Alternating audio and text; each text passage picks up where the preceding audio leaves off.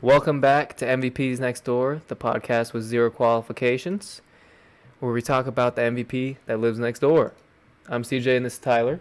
What up? Speaking of Tyler, we had a rough game tonight. We're going to get into that in a second about it, but welcome back to MVP Next Door. This is episode 2 of, I don't really know how many. We're still trying to figure that shit out, but We started off with a fucking long one. a very long fucking podcast. So if you sat through that, you're a goddamn real one. You're a G, the whole 17 of you, which G shit.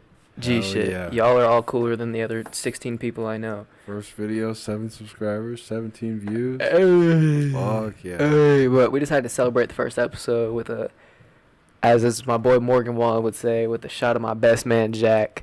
Celebrate episode 1 in the books. Hell yeah. Fresh beginning start, you know. Congrats, my boy. We're making the podcast thing happen one episode at a time. It's cool. Yeah. It's a cool thing. It's Starting off the new year right. Right? It's so exciting, even just getting the 2 mics today, right? Getting an extra mic today. Exactly. Having our own headset now. We don't have to play the audio out of a fucking TV. Exactly. Like- and we actually have a screen that fits the format for the laptop. Yeah, we had to use a TV screen for the first episode to pull up stats and everything to see all of our notes. And it worked. At this point, it was big. It was nice to be able to see it all. Obviously, it And- gives us a 3-hour and 41-minute episode. Yeah, holy shit. And don't get me wrong, the goal is going to be to have an actual TV, but it's going to fit because the TV was older, so it didn't fit on an HDMI very well. And the quality was horrible, so it was all scrunched. But anyways, we're on an actual, 240 hertz monitor. It looks nice. Yes.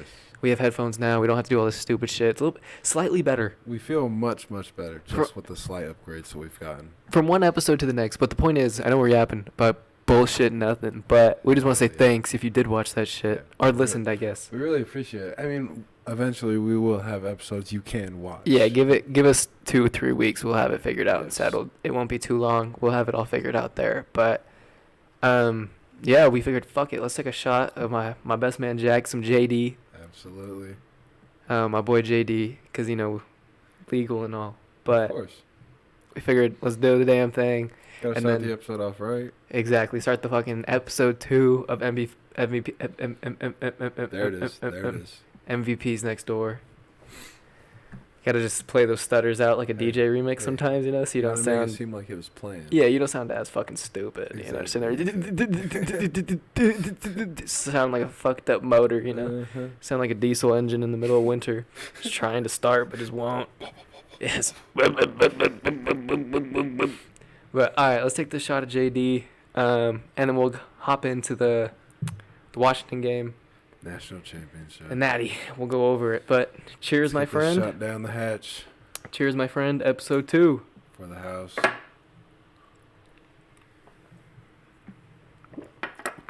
Ooh.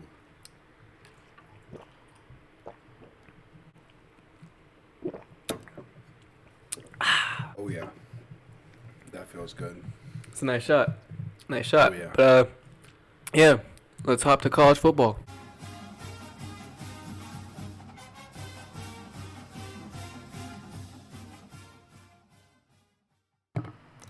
So the Natty.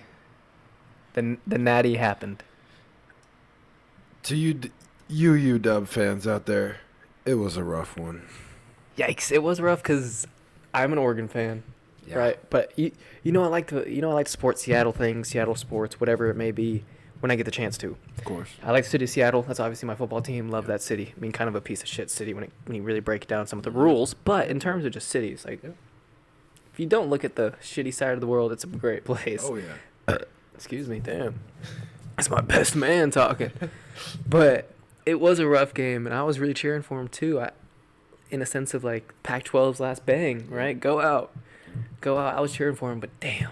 How did it feel as a fan of Washington as that perspective? Because I was as a Pac-12 fan perspective, so it was easier. It's not too Yeah. bad. But how does that feel as a actual fan of the team that just went in there and lost 13-34? It makes it rough. I mean, obviously, for UW fans out there, it was a rough night. We went into this game, and I guarantee every UW fan and probably a few more fans said Michael Penix top 3 most accurate passer in the league in the college football. I saw a post of him walking in the ski mask. In the shiesty. In the shiesty. And everyone's saying incoming 500-yard passing day. And, I mean, he got half of it. He got half the 500. Coming off a 430 piece. Shout out Michigan before we really get any farther and we talk about the game. I feel like that we do need to recognize that. Oh, my God. Michigan had a crazy good season in the fact of they battled through probably some of the most adversity that we've seen a college team or an NFL team, any sports team go through. They didn't have their coach half the regular season. He was gone 6 total games. Oh, yeah. And when you lose a coach, it's a little bit different than losing a player because you got a depth chart. Exactly. You have multiple people in those positions, but a coach, that's... Especially when that's your guy. He's the one who brought you in there to play, right? Exactly. It's not like the assistant coach was like, yo, come play for us. No, it's got this guy from the NFL. It's homie Jim coming in. Like, yo, I'm in your living room. I want you to come play with me. Yeah. So shout out to Michigan with the big game. It felt like a blowout very early on. First quarter on. Third quarter, the whole third quarter, we were like, damn, they got a chance. Yeah. We're down 7, 17, 10, hanging around. Michigan goes 20-10, right? Yep.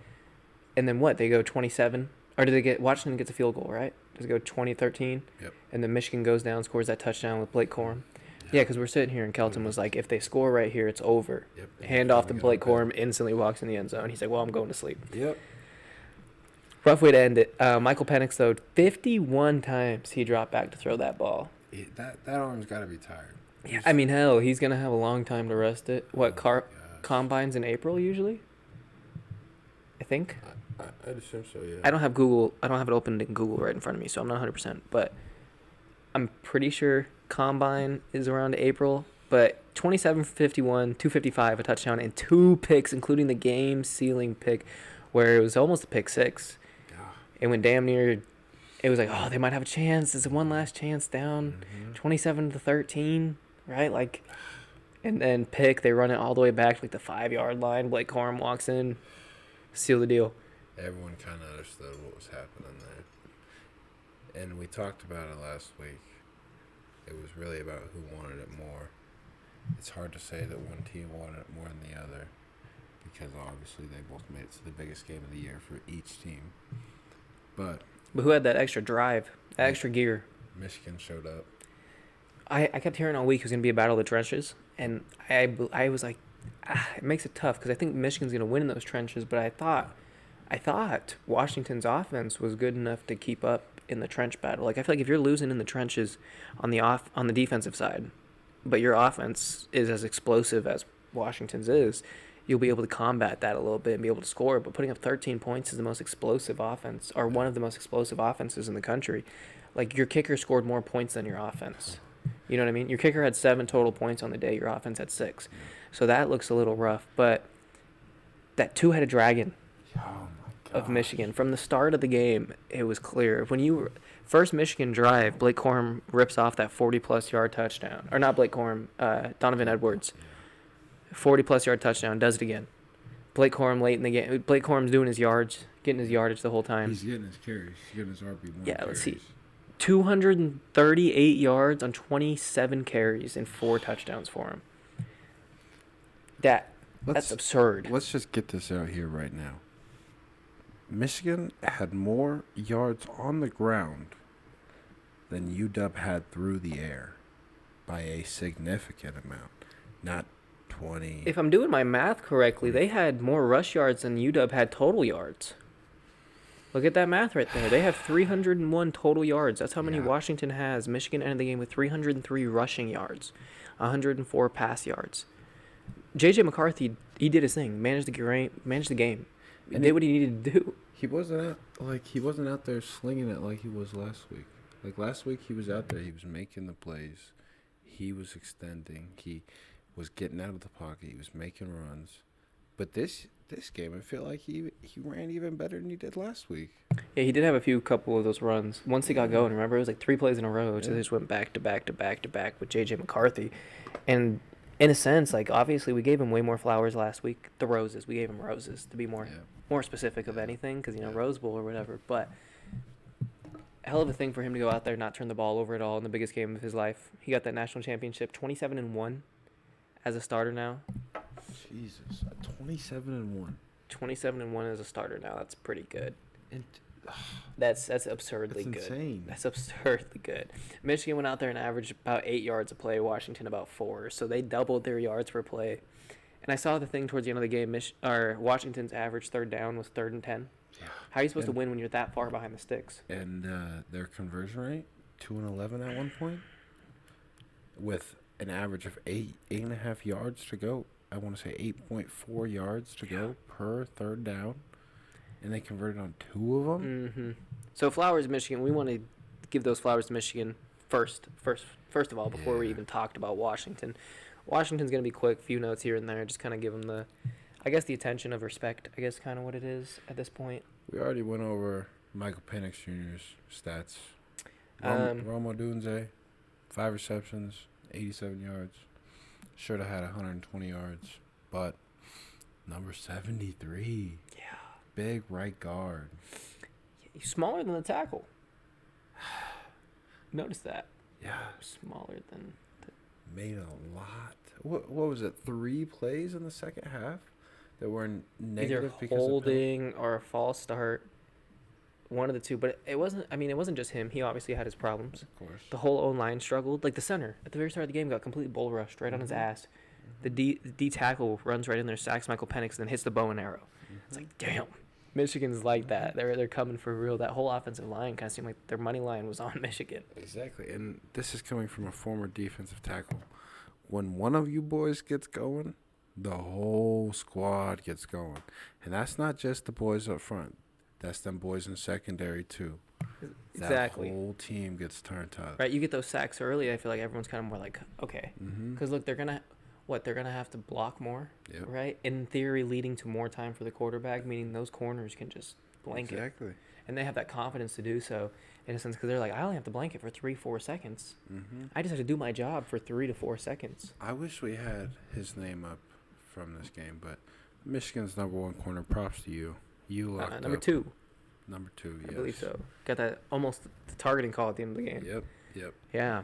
He was locking. Yeah, number 3 did good too. Number 2 and 3, both their corners did both very well. Michigan really showed out. Like they wanted it more, which sucks to say coming from a UW fan, but it was clear to see from the beginning of the game. Those people in Lake Erie are pretty excited right now. Yeah. Those people up there in that state that looks like a glove, pretty damn happy right now. Oh, They're dealing with a lot more snow than the other state is, but they get to go home with smiles and snow, not frowns and rain. Smiles and snow angels. Exactly. That sounds like a hell of a way to go back. Absolutely. Hey, W season for Michigan. Yep. W season for Michigan. Was a great season for him. Jack the Goat Westover. We're going to keep making his case. We love this guy. Number 37 on Washington, the tight end. We are going to make Mr. a Reliable. case for this man to get drafted. He just put up 9.2 fantasy points Come on. in a performance where his team put up 6 points on offense in the end zone. I mean, obviously they scored field goals, but we're talking about touchdown opportunities here. They didn't really have a lot. And this guy, Jack Westover, he was out here throwing some nasty blocks. Indeed, he was blocking. It's not like he's just out there to catch balls. He's genuinely blocking too. Yeah. I think his over-under, I think we were talking about it before the game, for his passing, or his receiving yards was 27.5. Smashed. Come on. You know, every time we see Jack Westover, if he doesn't go to the league, I don't know how old he is. If he doesn't go to the league, over. He better be the Brock Bowers of the 2024-2025 college football season. He is better than Brock Bowers. He just hasn't had the same opportunity. But, yeah, there's not too much to talk about with college anymore, which kind of sucks. College season's done. It is done, but there's one thing that we can talk about now. The boy Jim. What does he do? What does he do? Because he did. We talked about it last week. I know. He did restore greatness in theory, because it's kind of, I feel like, Adam Schefter kept saying that. He said Jim wanted to come back to Michigan, his alma mater. Yep. Restore greatness. Make Michigan Michigan again. And the last time they won was 97? Yeah, 97. 7 years before I was born. Like, it was a while ago. And I feel like even if they didn't win this year, they made it to the Natty, he could have been like, fuck, I made Michigan great again. Yeah, exactly. When has Michigan been at this point where 3 straight college football playoffs? Granted, they lost 2 of them. Exactly. But hey, they just won. 3rd time's a charm, right? Hey. They didn't Buffalo Bills in the 90s. What? They went to 4 straight Super Bowls and lost all of them? Oof. It was 3 or 4. I don't remember. It was 3 or 4, but I they believe lost. it was 3. Yeah, and they lost all 3 of them Yeah. in a row, back to back to back. And damn, that was almost them, but they didn't. They came through, but Hey, Chargers? I'd rather do. I want to say Chargers because I'm cheering for Antonio Pierce with the Raiders. Okay. Jim Harbaugh.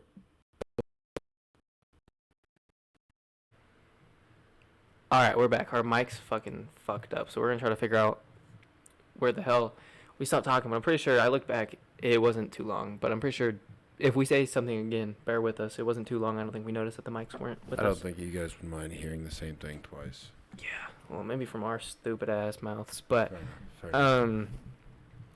the reason he had asked me Jim or Bill Belichick down for the Chargers, and I said Jim in the sense of Jim's won more recently, right? In the sense where I feel like players are going to be able to get behind that more, right? Players are going to be able to look at that locker room that he had in Michigan in the sense of look what he put together. Even when he wasn't here, his culture was strong. Yeah. Like, But what if people think about it in the Urban Meyer point of view? see, Kills it in college. Kills it in college. but Jim's already killed it in the NFL before. Yeah, but what happened? He made it. Well, he still And he went to, almost made it. yeah. And then he lost. But then he went back to college and learned the lesson of how to make it. But He got that step. It's a different ball. It is, but I feel like it's a rare breed to be able to coach NFL and college, right? Completely different. Definitely. With the college kids, I feel like they look at you as like you're their savior, you're their ticket out, right? Exactly. But They're once more soaking up knowledge. exactly, but once you get to the league, I feel like it's more of like a this is the players' league. Welcome to our league. It's We're like, gonna teach you. I made it. I know what to do. Yeah, Obviously, it got me here. you're my coach. I'm gonna teach you what the fuck is up. And I think in a sense it's rare to see people with that kind of attitude or like moxie, I guess, to themselves. And I feel like Jim does kind of have that because you see the way he carries himself in interviews. Yeah. Like you see him the way he talks to his players, to the press after like press conferences. You see just the way he talks and acts. I feel like that respect is very mutual. That goes both ways through his team and him. I feel like he'd be able to put that kind of into the Chargers a little bit more, into a sense of this is what the Chargers need to do. Like I just want a natty. Yeah. Like I know how to win. Imagine he makes that transition. He goes to the NFL. He goes to Chargers. Imagine he could take that team all the way from being how mediocre the Chargers have been in the last 3 seasons, which is it sucks to say because Got Herb Goat. exactly. They got baby goat Herbert Yep. They have one of the best young quarterbacks in the league. getting paid bank too. Yeah. A fucking A really bag. good wide receiver core. Exactly. Like everybody wants young guys. Young guys. Everybody's thinking about the future. They tried. They took Quentin Johnston. And what did he do? Become the worst first round wide receiver pick out of the 4 What record did he break? most drops or some shit like Most that. drops by a first round wide receiver. Tough record too, because as the first round you have that expectation to come in and play, and that's what I'm saying. I feel like Jim can bring that out of players. I don't feel like Brandon Staley was able.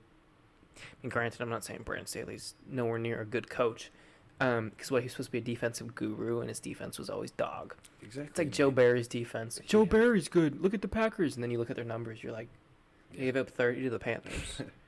They choked 14 points in like 5 minutes to the Panthers in the fourth quarter.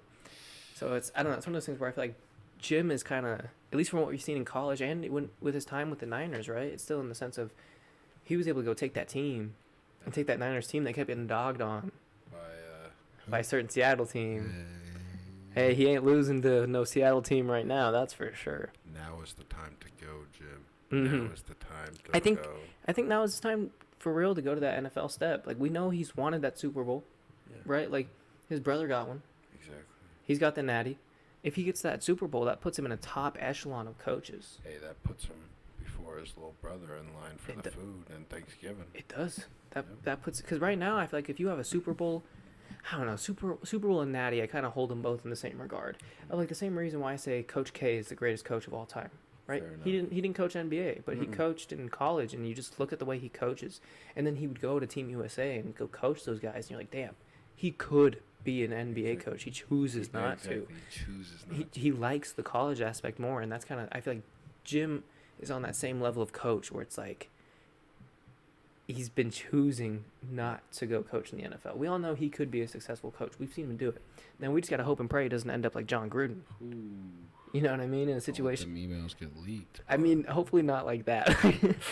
I don't mean racist emails talking about black people in tires, but his words, not mine. Hey, the boy John, we love you, man. Hell of a coach. We ain't gonna talk about that other extracurricular.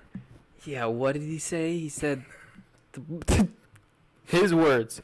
His words. He said the black dude's lips looked like the Michelin Man's. Ooh, come on. John. You can't be Hey, saying hell of a stuff coach, like though. Hell of a coach. But what I'm saying by that is I hope he doesn't go into a situation where he's been successful any other time he's touched a football. that. Yeah. And he gets to one situation, and Yeah. it's like, okay. Just shits the bed. You know, it all goes downhill so quick. But, I don't know. I feel like Jim's cut from that cloth in the sense of he could do it. And see, I was thinking about it. I really do feel like you can look at a college coach and then look at an NFL coach, and if you were to say, I think this college coach is better than this NFL coach, I don't think that'd be crazy, because if you think about it, it's the same thing that goes on with Coach K, greatest college basketball coach of all time. Without a doubt. Exactly. Pop's right there. Coach Spo's right there. Hey, the boy Darvin Ham. Did you say Darvin Ham is one of the greatest coaches of all time? Molehead Darvin Ham. Yes. He's always got some random mole on his head at some random time. The baldy. Yeah. Hey, it was a joke. It was a joke. You walked the prank. This camera over there and there. Damn. So I walked the prank. I think that if you say college coach is better than an NFL coach, it would make sense, because if you think about it, a college coach deals with more players leaving, deals with more new players coming in, having to teach more players the system. Like, I think it takes more to be a college coach than it does an NFL coach, strictly because you have to deal with younger kids coming in. You have to basically adjust your whole personnel that you were used to for Per year. 13, 14 games the previous year. Yeah, it's per year, because even if you get some guys back, it's like Exactly. you don't have the whole 50-plus players all back, you know? Because we were watching those bowl games. There were so many true freshmen starting. Yeah, with all those guys sitting out and everything. Exactly, It's like you saw how much different all those teams looked in just a sense from 1 week. Like, you can't replicate a team's success year to year every single year, right? There's going to get to a point where you're like, fuck. It's college football, man. Like, we have 1,700 players transferring schools. Like, and on top of that, you have to worry about recruiting, right? Like, you don't have a GM to go sign players. Nope. Like, you as the coach have to go to these home visits all around the country. You got to look at hours of film on high school players. Like, you got to do all this while preparing for the team, and at the same time, they moved the signing window up for college football too. So now players can sign in like December. I'm pretty sure late December. And that's right. That's mid bowl game. That's bowl season. It's bowl season, but at the same time, for those high school, that's right into their senior year, right into their junior year. That's early sign. Well, that just means they can sign the Yeah. contract, right? So it's like, I don't know in the sense, because now when a coach would be able to focus on his team during bowl season towards the end of the year, where like, I have my full focus is on my team and getting them prepared for this bowl game, they have to try to be looking at the future too. Exactly. Be like, all right, I have this amount of time to get my team prepared for a bowl game, but then I also have to be thinking about the next 2-3 years of guys that are going to be my next starters in my next 2 years, right? Like, you have to think about, hey, is this guy going to sign here? I need to try to focus on signing him before another school comes in and takes him. And then, as a head coach, you have to look at the transfer portal too. Mm-hmm. Now, on top of that, you have to deal with the NFL aspect of free agency. Basically. You're Bill Belichick right now as a head coach of college football. On top of that, you're also a college head coach. You have the duties of a GM, a head coach, a scout, a recruiter. You have so many jobs as a head coach in college, and I feel like it'd be one of those things. In a sense, C.J. Stroud said it earlier today. I heard him. He said he kind of feels like his playbook now and everything that he has to deal with now, in a sense, is easier than what it was in college. College was so complex in that Ohio State offense that now he gets his playbook. He's like, damn, Exactly. I can go crazy on this. Mm-hmm. I kind of feel like that's how Jim would be going back to college. Yeah. Or going back to to the NFL. going back to the league from college. It's like I did the most complicated, stressful football coaching job possible. Like, because there's just so much. And you hear that from a lot of players. Actually, a lot of players will make that transition from from college level to NFL level, and a lot of them will say, "This is nothing compared to college. Like this has nothing on a normal college practice." Like a lot of players say that. So it just shows that those college coaches are making those players like put in the work. Like they're basically taking all the necessary steps to make them ready for the next level in a sense. I think they're a little bit. I think it goes back to the whole right with in the college what we were saying. In college, it's the coaches' league. Exactly. In the NFL, it's the players' league. Exactly. So I don't know. I don't feel like D'Amico Ryan. That's a guy I feel like who could do both. Mm-hmm. I feel like he's able to gravitate guys, and I think that's the most important thing because you can be as good of a coach as you want. Exactly. But if we're strictly talking about coaching on both levels, because a lot of the guys, their coaching style may not work in the Mhm. NFL, but it may be great in college or vice Mhm. versa. Mm-hmm. In a sense of it's like, I feel like the most important part, you can be an all right coach, but if you can rally your guys, Yeah. if you know how to rally a bunch of guys, just talking guys, a locker room, doesn't matter what their age is. If you know how to do that, you're going to be able to grab onto them. And he clearly did it. He took a team to the Exactly. Super Bowl. He was able to make a team with Colin trash ass take a knee for the greatest country of all time, bitch ass Kaepernick. Colin Sackerpick. Yeah, fuck that. Oh, fuck Colin Kaepernick. We'll talk about Afro later on. Fucking, I hate him. Like, I made millions of dollars playing football, but I'm oppressed. Bro, what? You're worth more than my whole bloodline. You played 5 seasons. What are you talking about? You played for 5 years at an okay, pretty good level. And on actually one of the best teams in the NFL at the time. Yeah, bro, you're Brock Purdy with taller legs. Exactly. And you have can a run a little bit- faster 40. How are you oppressed when you're adopted by a white family, raised in a white community with white money? Make it make sense to me. Make that make sense to me. It's just, it makes me so mad. Fuck Colin Kaepernick. I went on a Colin Kaepernick rant, but no, I didn't see the documentary. You didn't see the documentary? Hell no, I didn't want to watch it. He I don't makes blame me you. so mad. Dude, I got myself caught up in some damn TikTok clips of this fucking documentary. Is it like the where he's like a kid? Dude, and they're telling him, "Oh, you need to play baseball. Oh, you can't make it in the NFL or at the college level." What? And they're telling me he needs to cut his hair because he looks like too much of a thug. Like, Dude, I wonder how many of those conversations was like one of his boys or something. dude, for real. It's like, yo, your hair looks fucking stupid. What are you trying to be a thug? Yeah, and he's like, Dumbass. "Nah, it was my teacher. My teacher made me feel oppressed." Yeah, dude, I just don't get it. You're part of the world's top 0.5%. Exactly. You get endorsements from Nike for kneeling for the fucking national anthem. What a pussy. What a pussy. Yo, Colin Kaepernick. DM me, I'll give you my address.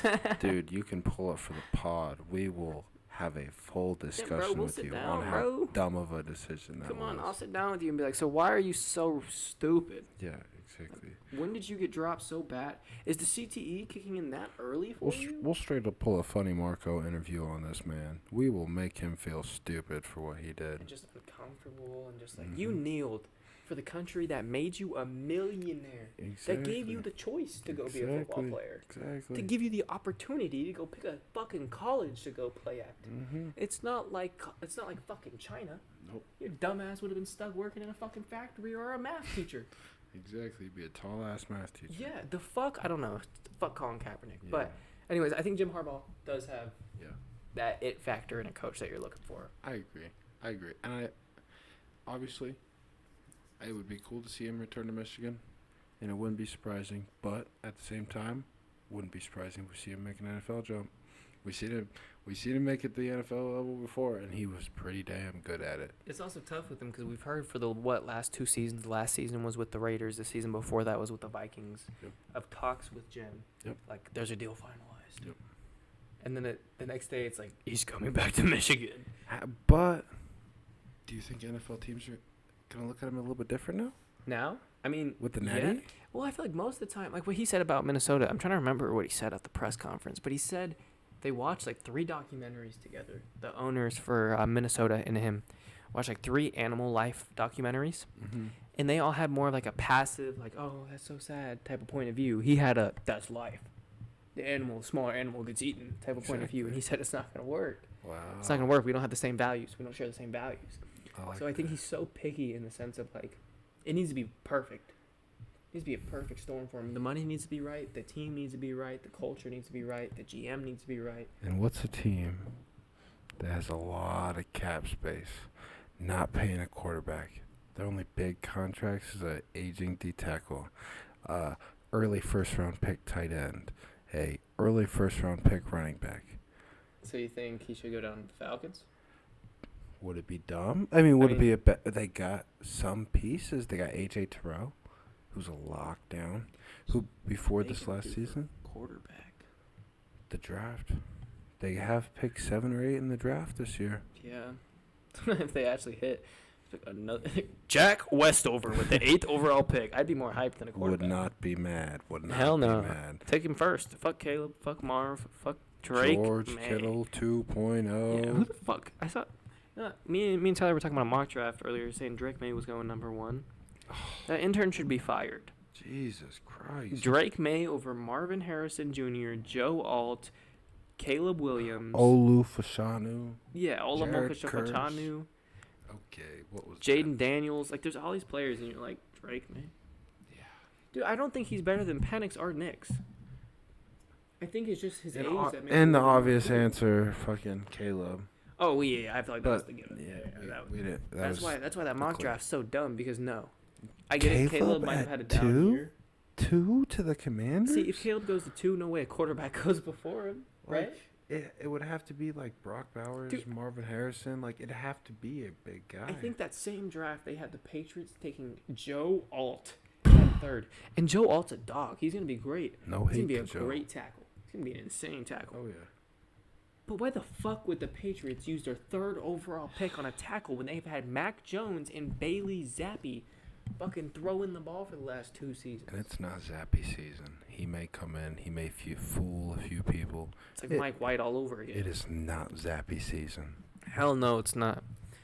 But I feel like we're starting to shift the conversation a little bit more over to the NFL. So we're going to hop into NFL, talk about NFL, some playoff matchups. We'll come back to our draft opinions later on. Yeah, we'll talk more draft when draft starts to come a little bit more and all that. We'll start doing a little bit more mock drafts during the off season, because it's off season pretty much. Like, we got what till February 2nd? We got a little bit under a month, or February 8th. We have exactly a month For us until Seahawks football's fans, done. Oh yeah, as a Seattle fan, we have no time. Nothing to look forward to. Yeah, no, except for the draft. Yeah. The draft, because it seems like we've been hitting on the drafts recently. It's just we can't get to the next step. Hey. But hopefully, whatever quarterback we get will take us there. But we'll come back to this in Seattle Yap time. But Tyler Lockett, Geno Smith, we gonna see him back in Seattle next year? I don't know. Bring it We'll up. come back to it. We'll make sure to bring that shit up during Seahawks Yap time. But yeah, let's get into the NFL. NFL.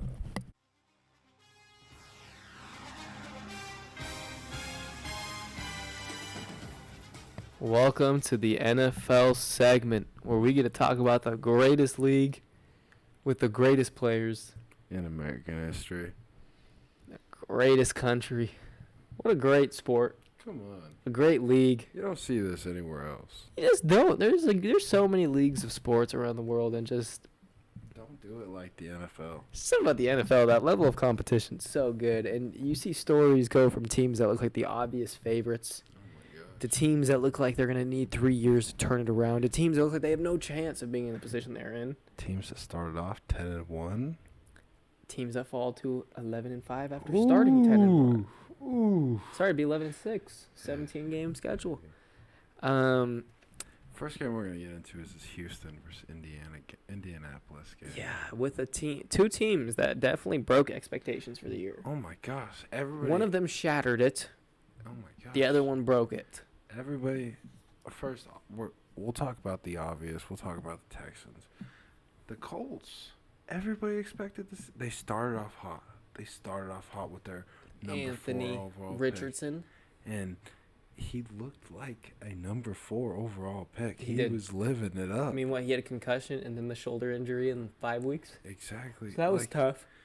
And they came out so hot with their rookie guy. No one expected much. Zach Moss was leading the league in rushing for the first Exactly. 5-6 weeks, and then Taylor came back. Jonathan Taylor held out, and what did Zach Moss do? He stepped into that fucking role perfect. And now barely sees the field. Exactly.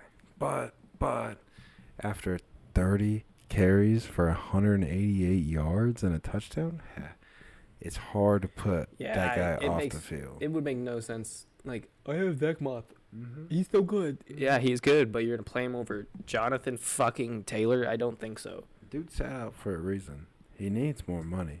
This man, without Anthony Richardson, and I'm going out on a limb saying they aren't doing much without Jonathan Taylor or Anthony Richardson. Those are guys. Oh, those are definitely the 2 corner pieces moving forward in a sense. Same with Michael Pittman Jr. I feel like those are the 3 guys on offense in the sense of Michael Pittman, Anthony Richardson, and Jonathan Taylor, kind of the sense of, like, this is how this team's going to move forward from here. Yeah. And they were not supposed to be good. Remember last season, they were trash. They got the 4th overall pick. They go 4-12 with Matt Ryan. Some bullshit. Yeah, Matt Ryan, Carson Wentz came in, right? He came in for a little bit. God, it was awful. It was really, really bad. It was really bad. And everybody. I mean, obviously everybody was high on Anthony Richardson because of the athletic upside. Huge guy, too. What, like 6'4", 6'5"? 6'4", 225. Like that, huge monster. That's bigger than running backs. Like he's an athlete. That's a linebacker. Exactly. Like there were people that were high on him. Derwin James is quarterback. Oh my God! Exactly. But then there were people who knew what he was going to do, and he did exactly that, and probably a little bit more before that concussion and shoulder injury. But I think the Colts are in a really good spot for next year. 9-7 this year. Come on. Would have ended 9-8, yeah. Yeah. After the loss to the Texans. Yeah. And that the AFC, don't look now, but the AFC South might have flipped it on its head from being the worst division to one of the more competitive ones. Because now we go from a division where it was clear-cut Jags were going to win it. Mm-hmm. Week 11? Oh, Jags got it in the bag. They're 8-3. Week 12. Look like one of the best teams in the league. Yeah, 8-3. They just ripped off 5 in a row. It's like, this team is nice. And they started crumbling, which paved the path for either the Texans or Indianapolis to come in. They both took advantage of that. Mm-hmm. Texans come in with a rookie quarterback in C.J. Stroud. They come in with a rookie quarterback in C.J. Stroud and do their thing. Absolutely do their thing. CJ's doing his thing, which is scary for the Colts because even if the Colts are in a good position moving forward, we haven't seen Anthony Richardson do it for a whole year. Mm-hmm. And as much as I want him to be good, and as I would love, and as good as he looked, in a sense, he's got to stay healthy. Exactly. That's the biggest concern because, in a sense, CJ Stroud missed 2 games. If your quarterback misses 2 games a season, you'll be all right. Exactly. Like, you should be able to bounce back. And what was Anthony Richardson's biggest QB comparison coming out of the draft? That boy Cam down Newton? from Carolina. Okay, good. I was glad that we're thinking Yeah. same thing. I was saying Cam Newton's what I'd give him. Exactly. In a sense of he'll run a guy over. Exactly. He will lay a shoulder. It's like a Josh Allen, but more. Will Levis. Put his shoulder down. Exactly. It doesn't matter who's in front of him. He's going to put his shoulder down. So he might have to learn over time. And he definitely will. The slide, get out of bounds, maybe not truck a linebacker. Not hurdle when it's unnecessary to hurdle as a quarterback. I wish I could franchise remember, guy. but there was a time where people were making fun of a quarterback because he didn't know how to slide, and he was in the league. Do you remember that? I can't remember who it was, but it was a big thing. They're like, "Oh, he doesn't know how to slide. Blah, blah, blah, blah. He's not gonna be good." Who and was it? He got hit hard, and that's why people were. It was probably Justin Fields. I'm probably thinking way too far. He's got a clean slide. No, but like coming in, he was getting drilled. Yeah. Drilled. Yeah, he probably was. Yeah, probably. But I'm trying to think who didn't slide in college. Kyler slid in college. Deshaun did not. Deshaun Watson did not slide in college. He's got an ugly ass slide. Dude, you see Deshaun every college play, it's like jump, smack 3 times, spin 8 times in the air like a helicopter, land on his face. and then get a point first down the wrong way because he just got done spinning and fucking Mia Khalifa. But that's just Deshaun Watson for you, baby. Yeah. That's the Deshaun Watson experience. He's going to throw you 4 tutties and then go get 4 more 6s off the field. You know what I mean? Ooh. That's the Deshaun Watson special right there. 6s on and off the field. That's what we like to see. I liked that. That was good. That's what we like to see. But let's give some props to the Houston Texans. Texans football is back. Hey, the name twin. The name twin CJ is doing his damn thing. It makes me so happy to see. 20 for 26, 265. I'll say 65. Yeah. 265 and 2 touchdowns. And what happened on the first play? To the big man Nico? Snaps the ball. Sit there. You're like, oh, he's going deep. Oh, yeah. Play action on the Bomb. very first offensive snap. 75 yards to Nico Collins for a touchdown. Yep. And what did Nico Collins finish with? Nico had an insane game. Career game from Nico. He's had a real career resurgence. Absolute master. He's had more, I'm pretty sure, yards and receptions this year than he did his first 2 years combined. And, hey, it's crazy when you go from David Mills to C.J. Stroud, huh? Gosh. Nico Collins, 9 receptions, 195 yards, and a touchdown. Oh, my Jesus. Great. And sometimes those stats are a little bit misleading because, that, for example, Nico had that 1 for 75 and the touchdown, right? Hey, but then he has 8 other receptions for 120 yards. like, that's a fucking game. That's a game. Either way, you take out that big ball, it's still like, damn. Texans get the 4 seed. They end up with the 4 seed after Jacksonville choked their life away. Just choked it. Completely choked. So now Texans get to slide into that 4 seed and get a home playoff game against the Browns. I mean, granted, a few weeks ago, the Browns did go down to Texans without a kicker and beat them by like 20-something. Yep. But who did not play in that game? C.J. Stroud was out with concussion. What was it, Davis Mills and Case Keenum? Yeah, and it was rough. It was rough in the sense of that team is a completely different team with C.J. Stroud on the field. Exactly. And I don't put C.J. Stroud in the field. They're young. What do they have to prove? What do they have to lose? Exactly. Like, they have to prove. They don't have to prove to nobody. Uh-huh. Their expectation this year was to just play football. And they're not looking for a good pick this year. I heard C.J. Stroud on Pat McAfee today say that he's got a Super Bowl team. Oh my gosh. They have expectations. It's not, and what he said, he's like, we're not trying to prove the haters wrong. We're trying to prove ourselves right. Mm-hmm. We know what we have, and that's just kind of what their mentality has been. And I think that's something that the Jacksonville Jaguars are lacking when they go into Tennessee with their season on the line and lose 20-28. Just Ryan Tannehill and Will Levis and Derrick Henry. Yeah. Come on. Derrick Henry's good. Final goodbye. Hey. Final goodbye, most likely. The King. King Henry gone. He King said 2K. He said his goodbyes today. All Wait, time out. You can't say King 2K. You know who else was on that team years ago? CJ 2K. Yeah. Yeah, good name. Yep. Good name. I'm just saying, twin. I'll give him King 2K because he hit 2K. Fair If enough. you get a 2K nickname if you hit 2K. Fair enough. But how the fuck are you gonna start 8-3 and end your season 1-5? Oh my gosh! And what was everybody's dark horse MVP? Trevor. Yeah, everybody was expecting this team who ended last season On a high note. insanely hot. On a high note. After going down 27-0 first round of the playoffs to the Chargers. Yeah. Granted, it is a Chargers team that tends to sell quite a bit, but They had the still. whole country screaming Duval. I was sitting in my room yelling Duval. Feels so good when you make me Duval. Right? They had the whole fucking country believing in it. Mm-hmm. Sucks to see because I like the Jags, but at the same time, maybe this is something Trevor Lawrence needed and Doug Peterson, that team, needed in the sense of we fucked around. Our quarterback got hurt. Yep. For the last 6 weeks. Ever since he got hurt and not been 100%, it's been kind of shaky, and I think might be a good learning lesson. A good lesson for them to learn. And I think next year. That they came into this year with, that everybody had on them this year. I think this year. We lost your mic. You have to unplug it and plug it back in. Dude! What the fuck? I'm not even gonna fucking cut this shit. I'm gonna let this shit just roll through. Y'all are gonna know exactly what the fuck just happened. We were talking. Still cut. Oh, we're Yeah, good. we're back. Okay, Back yeah. in business, We don't baby. know what the fuck keeps happening with our mics. I'm gonna have to play with that later because it worked so good until we actually started recording for a I little know. bit, and then the mic started sewing. So All the tests we did worked so good. I mean, we so they're didn't do. testing it for like 30 fucking minutes. Yeah. 20, 30 minutes. Like, Yeah. however fucking long it was, but fuck, Hey. now I don't remember what the fuck we were talking about. We're talking about that Jacksonville. Yeah, Tennessee what a game. sell. Because, like, we want them to do good. We want sunshine. We want sunshine to do good, bring some fresh sunshine to the city of Jacksonville. Remember the Titans? Huh?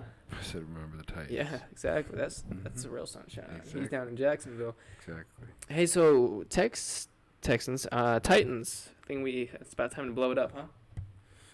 I want to see Ryan Tannehill gone. And it sucks to say, I want to see Derrick Henry go to a winning team. Yeah. I mean, it sucks in the sense that Maybe D-Hop too, huh? been there 8 years after one.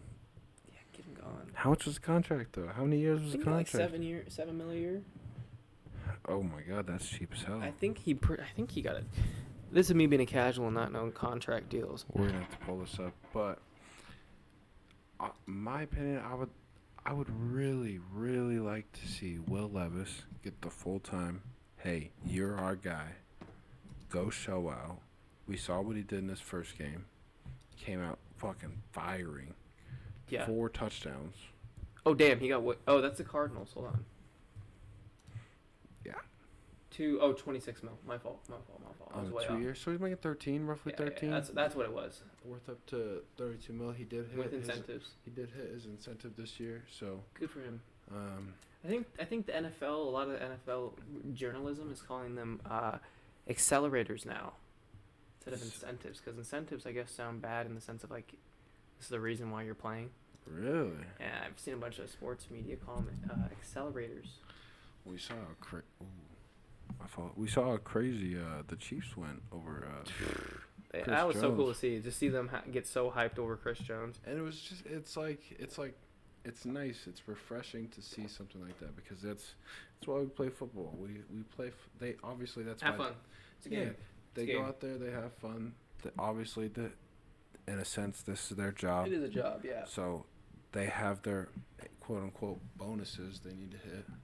Yeah, in a sense, but it's a job in the sense of it's like that's your job, so you have to do your job well, and Sure. we're gonna reward you to go do your job well in a sense, but at the same time, it's like they're being rewarded and paid to go play a game good. Yeah, exactly. That's their job at the end of the day, is to go be good at a game, and so it's good to see them celebrate someone, their teammate, Yeah. being good at the game. Yeah, it's him being good. It's him hitting his, I'm sure his personal goal, what he wanted to hit. Like, it's nice to see. I feel like it makes the league more fun. That's what makes these last 2-3 weeks of the league exciting. See what Chris Jones said about that? He said, I didn't really make any money off that. I just made the money back that I lost from sitting out. From holding out. Yeah, you're like damn straight. Hey, and I'm gonna bring this back. Sorry to cut you off. Yeah. We talked about this at the beginning of the season. Chiefs home opener.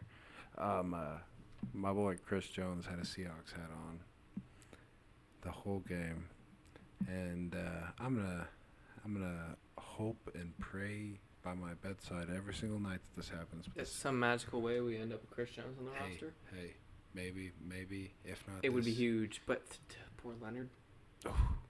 Hey, but we run a 4-man front. Yeah, we do. We can do that 4-3. Boye, Uchenna on one side or on both sides. Chris Jones and Leonard up the middle. Come on. Sounds nice. Sounds very nice. But you know, on paper, in theory, it sounds. that's nice. how it always goes with the Seahawks. Exactly. We're talking so down about him because it's a rough way to end our season. We'll get to Yeah. that later. We don't even have the Seahawks on our list. Nope. Games to talk about. There's no point. Nope.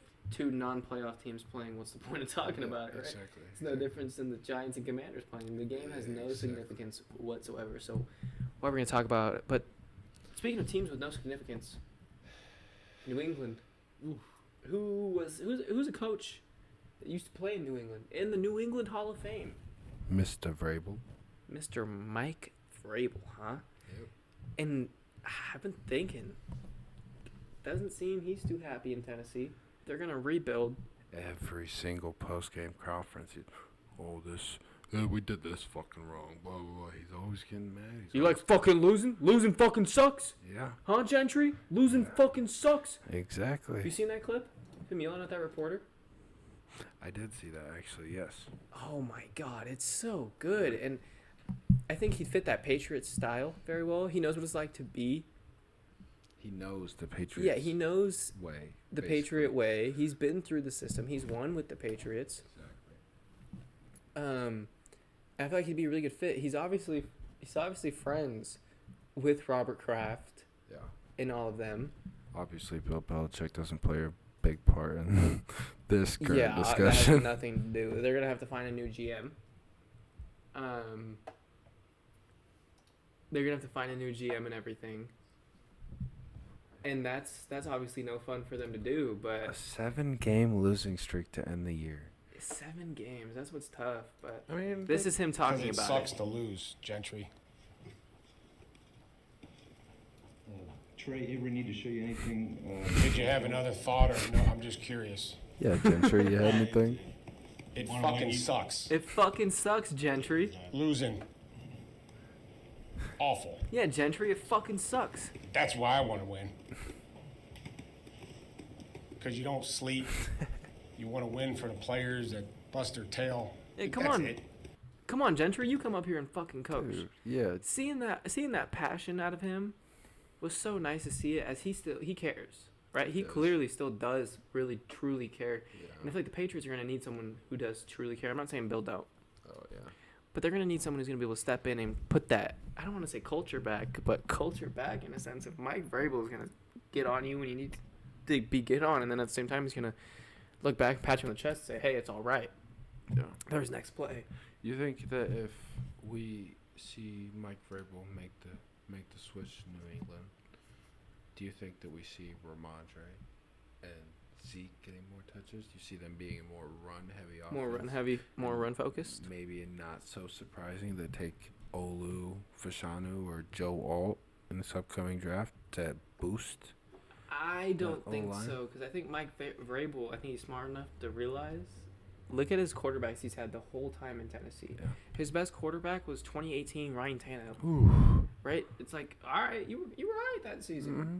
That But season. like, it's like a Jimmy Garoppolo, right? The Titans weren't good enough Exactly. to get them to the Niners, where the Niners got Garoppolo, but Exactly.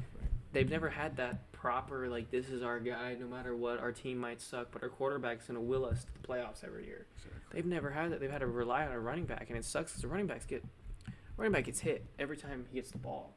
Like, he's going to get banged up, and he's just getting older and older. So I think Mike Vrabel might have learned from the lesson of, we need a fucking quarterback. It doesn't matter what the rest of the team is. We will never make it nowhere. We'll go 14-3 for a season.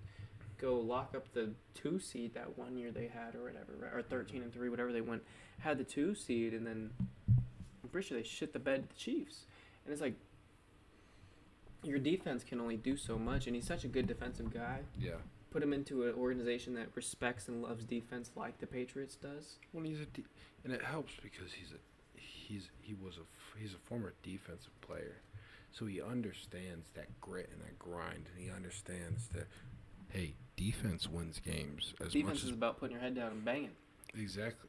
Shout out to Sean. As much as people want to say offense is the new thing, defense wins games. At the end of the day, like what we saw with the semifinals on the college football playoffs, both games came down to the last play.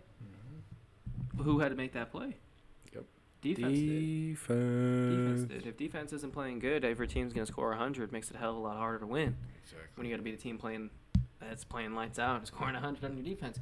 So I think Vrabel's gone. I think his best fit, obviously, if Belichick is gone, maybe they work something out with Belichick. They get rid of his head coaching job and his GM, make him the defensive coordinator, like he was saying. Get a little bit of something out of him at least, because it's Bill I Belly. mean, you could still go trade him to a team, get maybe like 2 first-round picks from him. Exactly. We saw what Sean Payton went for. What did To be on a mediocre team. What did they trade him for? What did they get? 2 seconds? I believe they gave up 2 seconds, and I could be wrong, but maybe a third or fourth. So a decent draft haul, like, Yeah, especially with the NFL, right? Seconds are valuable. So. exactly. And especially with how the Broncos have been with their former draft moves, trading for Russ and planning to cut him. We talked about that last week. Sorry, Russ. You know, I feel like Vrabel's got to go to a place where he'll feel the love, and the love will feel him. Like he'll feel the players' love. Same way the Packers are feeling with Jordan Love. I feel like They feel the love. I feel like there's a guy that may need some love from a new place. Justin. I think Justin needs to go. I think this was a big game for Justin going into Lambeau. If he wins, It was a rough game. I was talking high too. Exactly. I mean, and I think a lot of people wanted us to. It was like very similar to the UW and Michigan game. It was a Cinderella story. People wanted to see Washington come out on top. People wanted to see Justin Fields come out on top. And sadly, Lambeau got the best of him. Tough environment. It's Especially when it's not split half Detroit Lions fans like it did last year. Remember at the end of the season last year? Yeah. And they had to put out that statement talking about, please sell your tickets to Packers fans, Yep. not Lions fans. It's rough, but at the same time, I think Packer football is back. Pack is back, as Jair said. Pack is back. Gosh.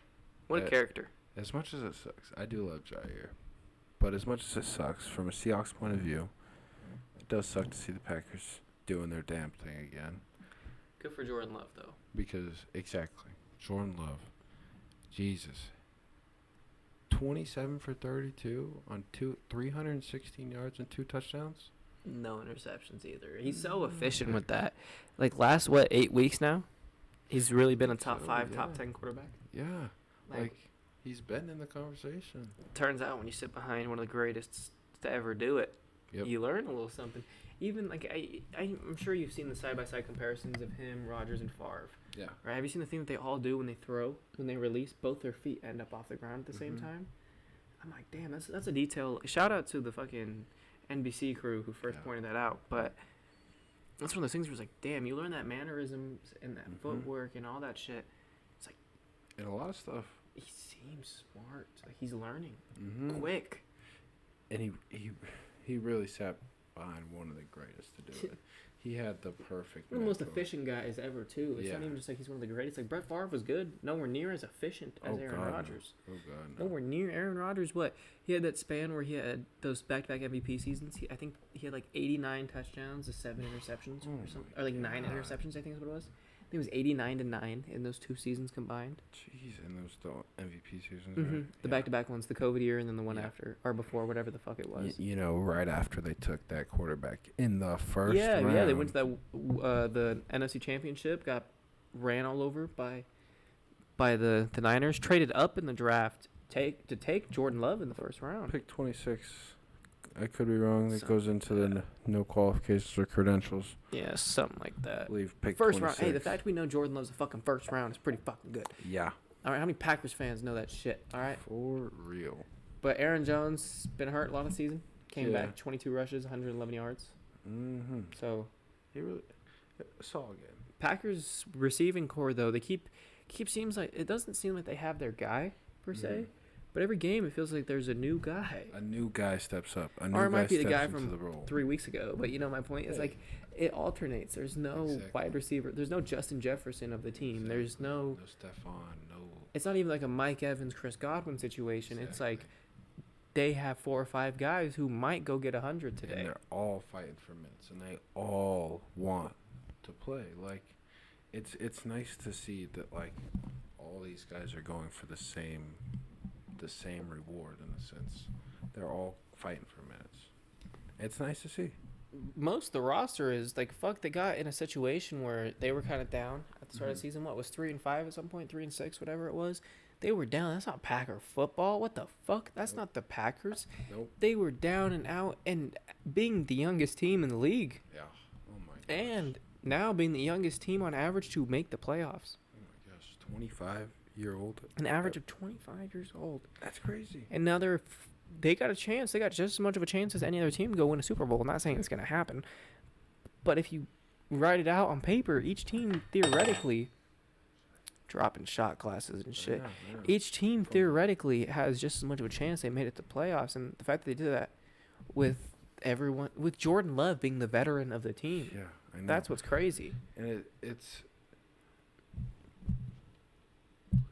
That- I blanked. Oh well, but that's just what's crazy about it, right? Jordan Love's only in his 4th year, and yet that's the veteran of the team. Exactly. What's gonna happen in 2-3 years when they're all veterans? You know. And I don't know.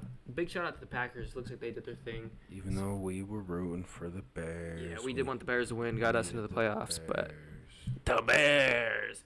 The Speaking of young wide receivers, why don't we talk about the greatest Oh. rookie wide receiver of all time without a debate? And we just want to bring it back. We made a claim last week. Oh, And we said Tank Dell should be rookie of the year if CJ Stroud wasn't Hey. here. hey, and we love Tank Dell. We think Big Tank Dell guys. with the full year under his belt, solid number 1, number 2.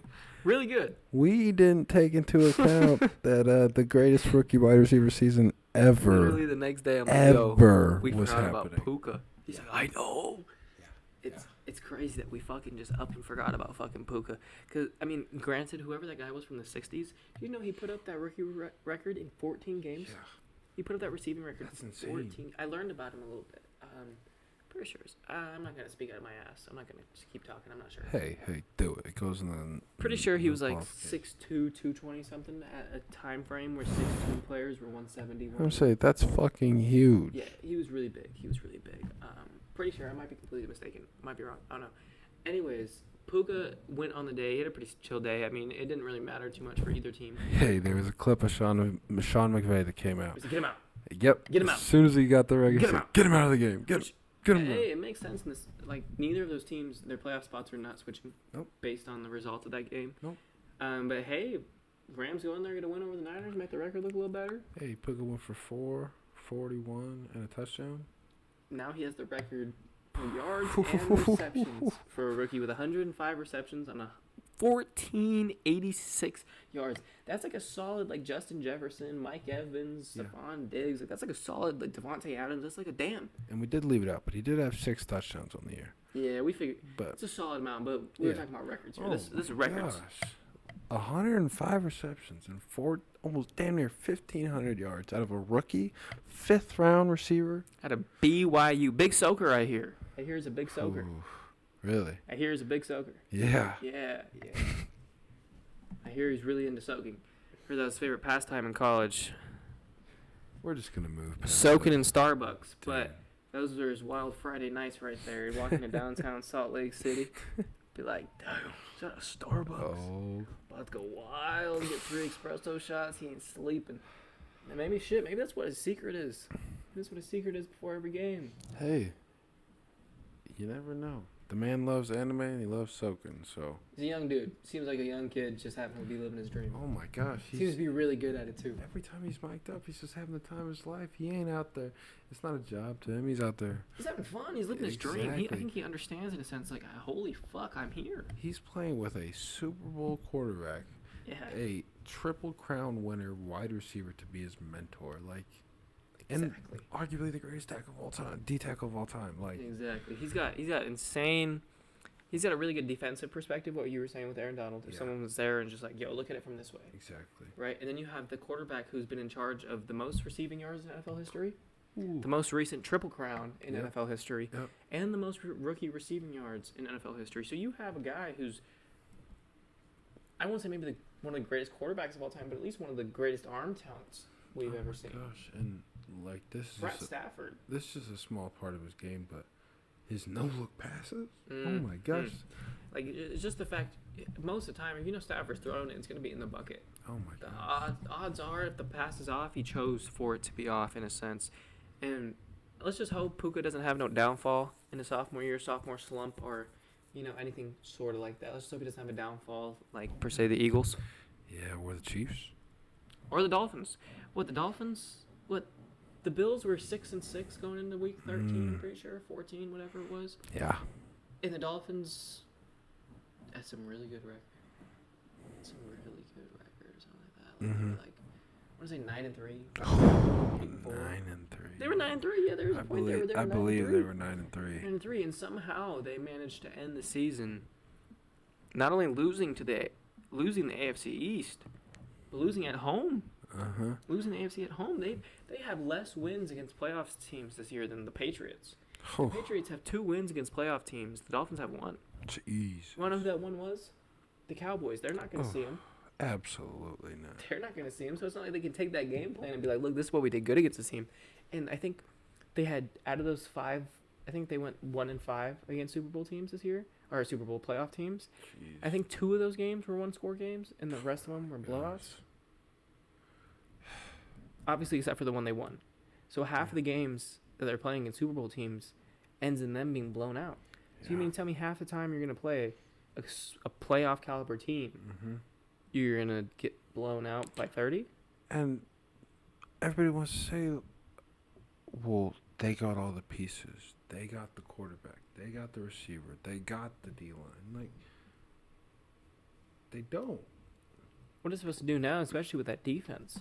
Exactly. You had Vic Fangio. You still have Vic Fangio, but it's hard for Vic Fangio to be Vic Fangio if Vic Fangio's defense is not his defense. Exactly. You had all these second and third string guys coming in trying to make plays when Phillips and Wilkins got hurt the other night. And yeah, Jalen Phillips. Oh my. Bradley gosh. Chubb got hurt. He's out for the season. Phillips is out for the season. Xavier Howard keeps getting hurt. And Xavier Howard been below average this year. Maybe even 3 years ago, he had the 10 pick season. He had the Trevon I want to say that was right before Trevon Diggs. I want to say that was 2 years ago. Yeah, he had the Trevon Diggs experience before Trevon Diggs experience happened. Like, he's just had a down year every single year since, and they brought in Jalen Ramsey. Obviously, he got hurt, which sucked. He's been good since he's come back. Yeah, he came in. He's been one of the best damn corners in the league with the snaps that he's gotten. Still proving he's him. Exactly. And I'm him. I'm him. Coming out with his new, actually, personal cleat brand and shoe brand. Yeah. Tailored to his foot. Good for him. Very, very nice cleat, Good for JR1. Yeah. But is there trouble? You say JR1. What number is that, boy? JR5. There we go. Whatever. There we go. Whatever, dude. Whatever, dude. Okay. Whatever, dude. But we'll get into the Chiefs a little bit. Speaking of never getting back together, is that the Chiefs in the Super Bowl? Is that Mahomes' finger in a Super Bowl ring? I feel like every year that we watch the Chiefs, they lose a game more. Oh, is this gonna happen to the Chiefs? Oh, is stuff looking bad for the Chiefs? And what happens in playoff football? Travis Kelce shows why he is the best tight end in the league. I mean, they still have the pieces. It just feels the season. And oh my gosh, we touched on it last week. We're going to touch on it again. These damn drops. These motherfuckers get paid to catch the ball. They get paid to run fast and put their hands out. Dropping more balls than an 8th grade class of boys, you know? More balls are dropping in the Chief locker room than a puberty class. Yeah. It's crazy in the sense of every ball. It's a brown round thing. Is that a pigskin? It's got to end up on the ground. Every time, I think they're just confused in the sense they're offensive players, not defensive players. And Patrick Mahomes and Pacheco can only do so much, exactly. Right? And you can't, like, as much as, like, defense win games or quarterbacks win games, you can't score more than 14 fucking points. Yeah, you can't solely rely on those two guys. You can't go let Aiden McConnell not complete a pass for 3 quarters straight and somehow still lose the fucking game. You can't go give up. Granted, that game was tough because Mahomes, I think, threw 2 pick sixes, 1 pick six and another pick or something like that. Or it was a fumble. I think it was a fumble 6 and then a pick six. Some bullshit like that, right? It's something like not Mahomes-like. It wasn't very Mahomey. Mahomey. That looked a little Mahomey. But we've never seen Patrick Mahomes be successful on a run-heavy offense, right? And it still is yet to look like they are. And it sucks because everyone on the Chiefs said it. This is the best defense the Chiefs had since Mahomes has gotten there. And earlier in the season, they lost Nick Bolton. one of the best middle linebackers in the league. And what Young, happened? too. They went and signed Drew Tranquil out of goddamn free agency. And what happened? He turned into Nick Bolton 2.0, and he held. This has been doing good. Yeah. Like, Oh, that was probably fucking hell for you guys. I just dropped my mic. I'm sure that fucking sucked. I'm sure that was fucking rough to hear. hopefully the cat sock helped it. Yeah, I got a fucking cat. You guys know the tractor? Like the cat tractor. I got these socks with the cat tractor logo on it, and we got those covering the mic to cover the echo and shit. But I don't know. His Chiefs feel a little bit different, you know, and it's tough because their defense might be able to hold somebody to 14 points, but then when your team scoring 13 and a pick 6 on top of that, it's like your defense allowed 14, but then your offense still allowed points. Exactly. And I feel like a lot of it's, I feel like makes Mahomes look worse in the sense of his stats are obviously down this year. Yeah. It's a down year for the Chiefs, down year for Mahomes, but Of course. at the same time, when does it get to the point of Mahomes throwing these balls, right? Not giving a fuck, because at this point, I feel like he's kind of like, I got to make something happen. Yeah. I got to put this ball in such a weird space that he's going to have to catch it. He's going to go for that crazy extra yard. Right, play. in a sense, where before he used to be able to be like, fuck it, if I throw it in Kelsey's area, I know it's going to end up on the ground or in his hands, guaranteed. If I fuck up this throw, he's not going to let it get picked. But now it's in a sense where you throw it to Kadarius Toney on a fucking normal 3 slant across the fucking field, and he ends up juggling it, right? And as it's about to go on the ground, he flips it back up over his head behind him. Just, hey, if you guys weren't going to pick it before, now's your chance. Yeah, exactly. Here's a rebate. Right, and Patrick Mahomes can do everything. We've seen him do everything on a football field. Diving passes. He just no can't look catch passes. he can't catch his own pass. Exactly. If he could run I bet if he could run his own routes for him, Oh my, he would throw love the damn it. ball for himself, he'd be out there running routes every I'm single sure damn he'd be play. putting in more time than all those receivers combined if he had to run his own routes He'd be too. routing up Jair, PS2, everybody. Light work. PS2 had a down year too. That was a little rough. Still the best corner in the league, no doubt.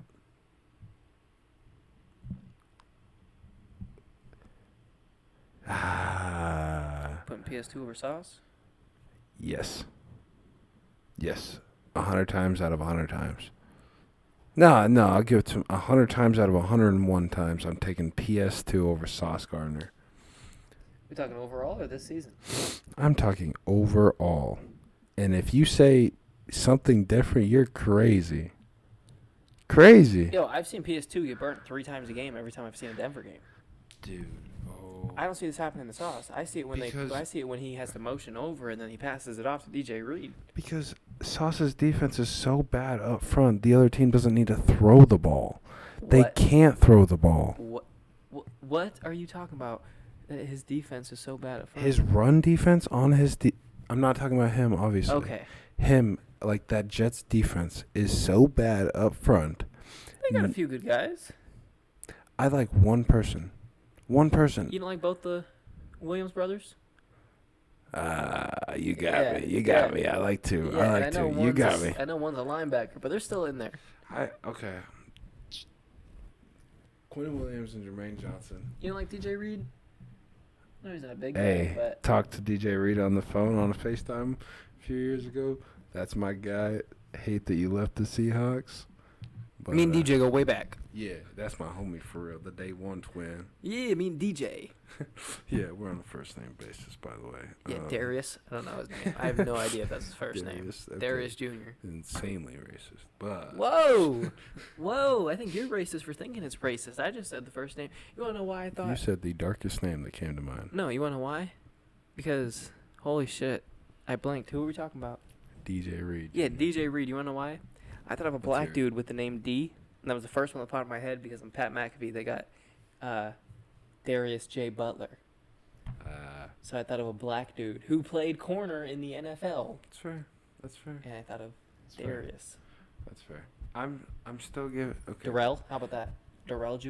Is that better? Darrell?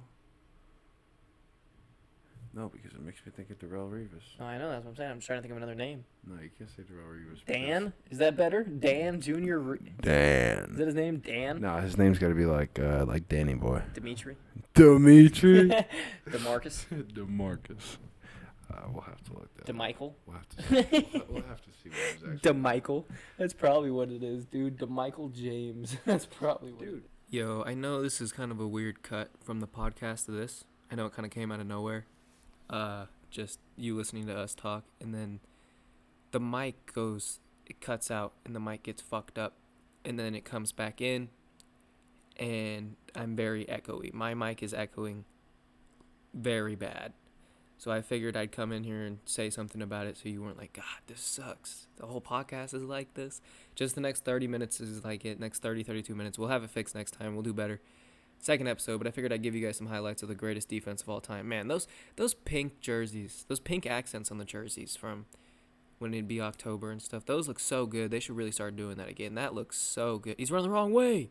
But, yeah, I just want to come in, stop in, say it's fucked for the next 32 minutes. It's very echoey. Right after we guess our first guess on the game, it does the same thing. It cuts out and then comes back in, and our mics are now back to normal and fixed. So I just want to stop in real quick, let you guys know about that. That sucks, especially because it's all fucked up during our playoff predictions. So that really fucking sucks. But, I mean, is what it is. We'll grow from here, get better. But, yeah, shit, just skip 32 minutes to about our second guess on Weddle, and it'll be back to normal.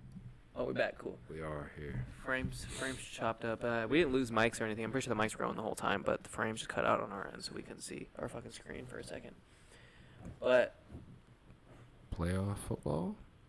Man. Playoff football. We got Steelers and Bills.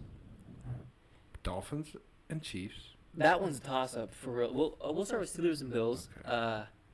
I feel like we both lean same way on this one. As cool as it would be to see the Steelers go take out a dog in the Bills. Yeah. Ever since Sean McDermott was proved a member of ISIS and a terrorist, Holy that shit. What Buffalo, are you talking about? Buffalo Bills, you don't know what I'm talking about? Oh, good You didn't see God. the reports of Sean McVay a few years ago used like reports of 9/11 to motivate the team? Holy. It was the week that they played the Chiefs. I never heard that. Seriously? Dude, that was the Chiefs' downfall that year. You really? I swear to God, watch. Oh my Sean McDermott.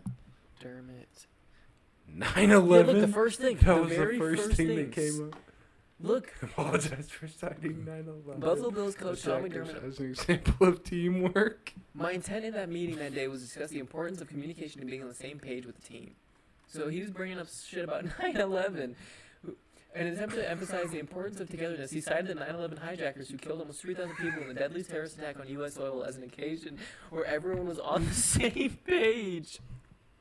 The remarks were made during a team meeting 4 years ago, but were not reported until Thursday.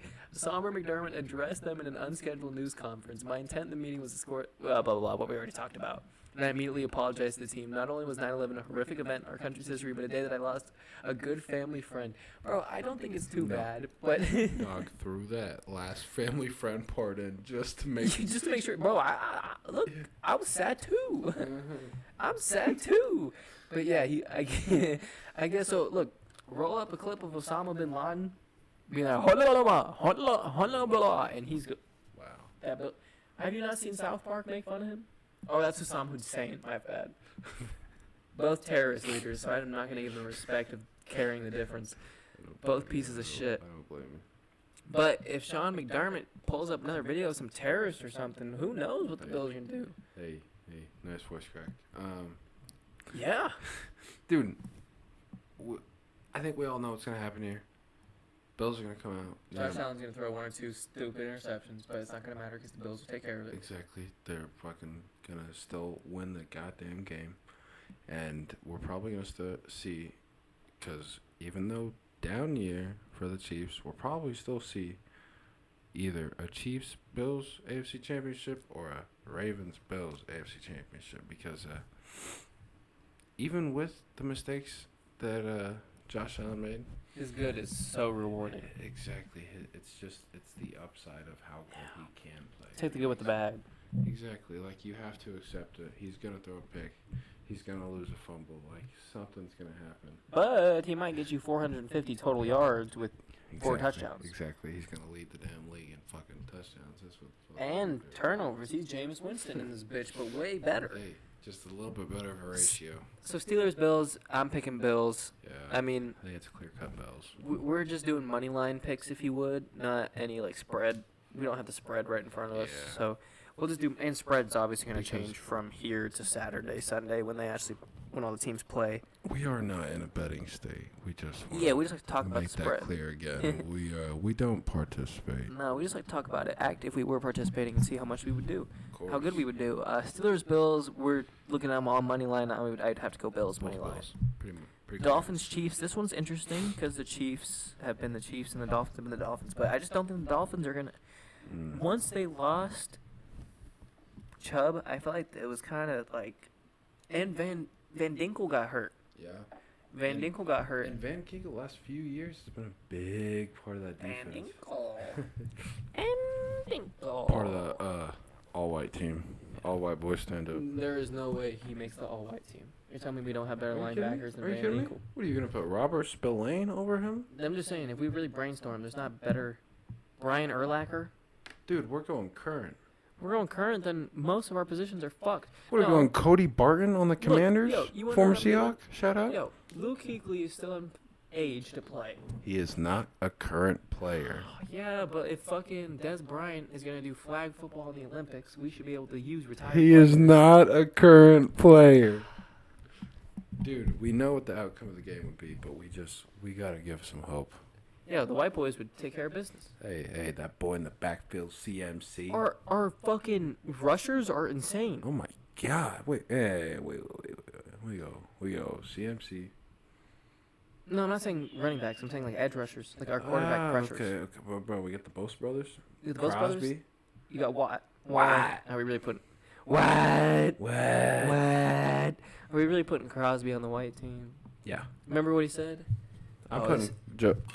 I'm putting Crosby over Joey Bosa. I'm cool with that. Yeah. Crosby over Joey Bosa. And this year, Yeah. I may be taking that boy Crosby over that boy Nick. Crosby over This year. Yeah, this yeah, year. yeah, This I year. see what you're saying. This overall, obviously, gotta give it to Nick. But this year alone, that boy Crosby. What is this goddamn first name? I can't remember. Max? Max Crosby. Jesus, Yeah, Mad Mad Max. Max. Why could I not remember that? Mad Max Crosby. He is so damn mad, just like that boy Gardner said. Why is he so mad?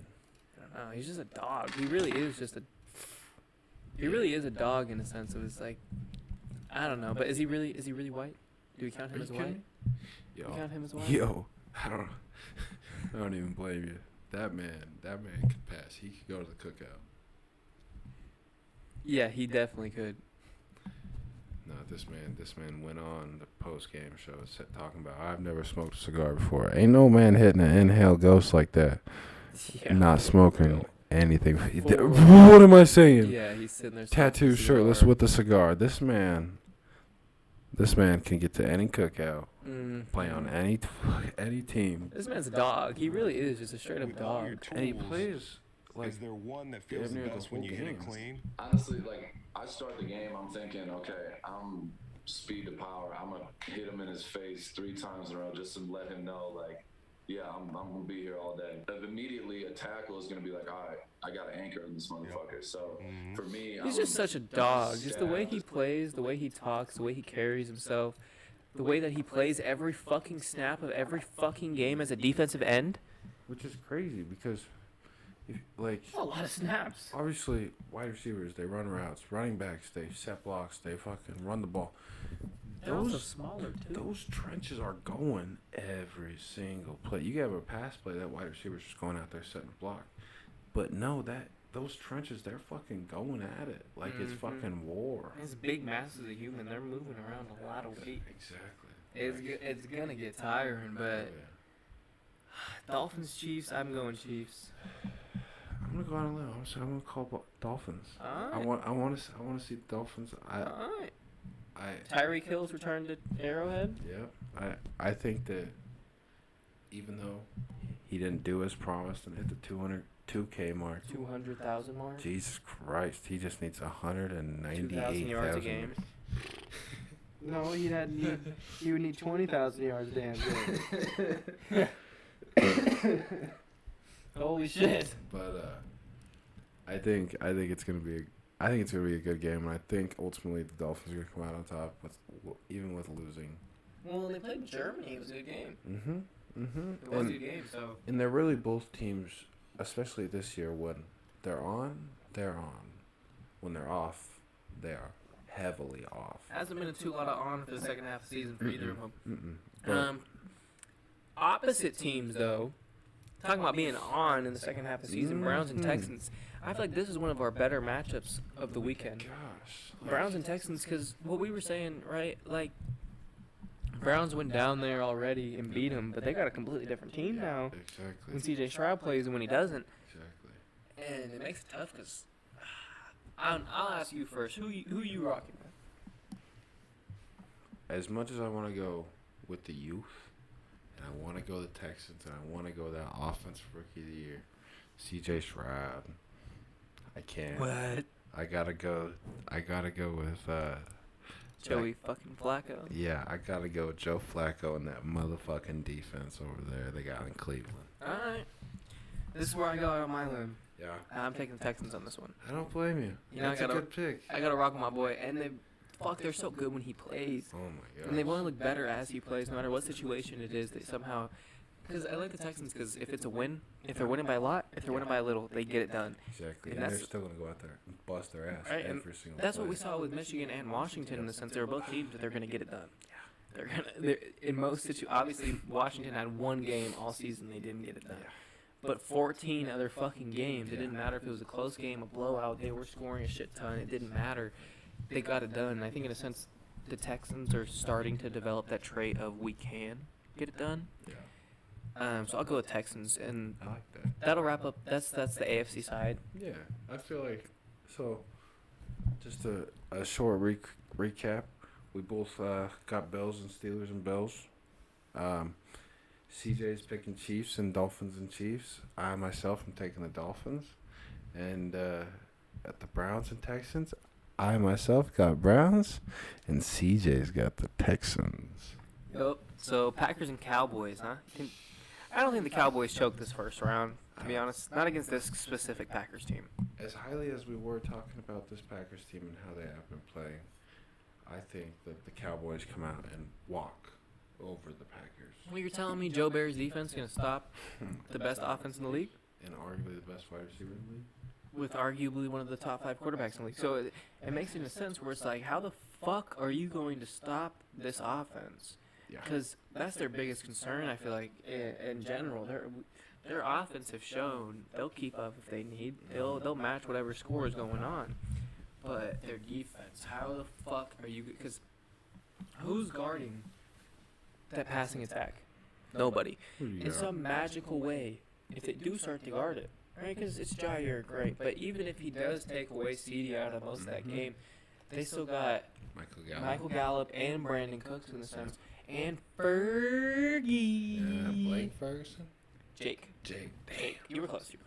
Jake Ferguson. And then they got Pollard, too. So it's like. Who last couple weeks has been turning it on. Didn't do much this Not many duration of the touchdowns. season, but at the end of the year, he's turning it on a little He bit. definitely has turned it on. In arguably the most important time of the year.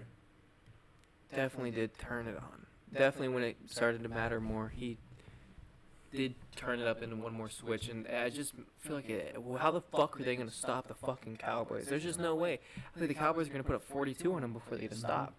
You know? And I think that's just because that speaks levels of how horrendous the fucking Packers defense has looked. Yeah.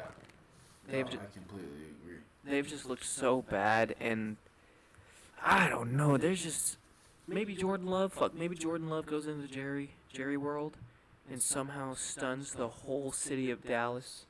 Well, I guess they play in Arlington. They don't technically play in Dallas. Hey, Arlington, I done played on that field. You did. You went down to that field. That was pretty cool. Yeah, you went down to Arlington. Hey, he said in Ben DiNucci's locker. Come on. Man, Danucci.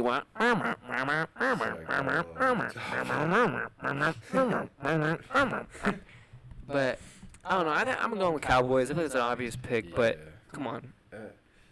Coming from a Seahawks fan, I gotta root against Packers. Yeah, fuck the Pack. Yeah, it's been we've had some rough years making it to the playoffs and The getting Pack out. can lick my sack. Exactly, Pack can lick my sack. Yo. We've had plenty of years make it to the playoffs, just to get bounced first round by big motherfucking number 12 over there in Green Bay. So we're both on Cowboys. Yeah, Cowboys is the pick. Rams, Lions. From a team like the Rams, they didn't start out with Matt.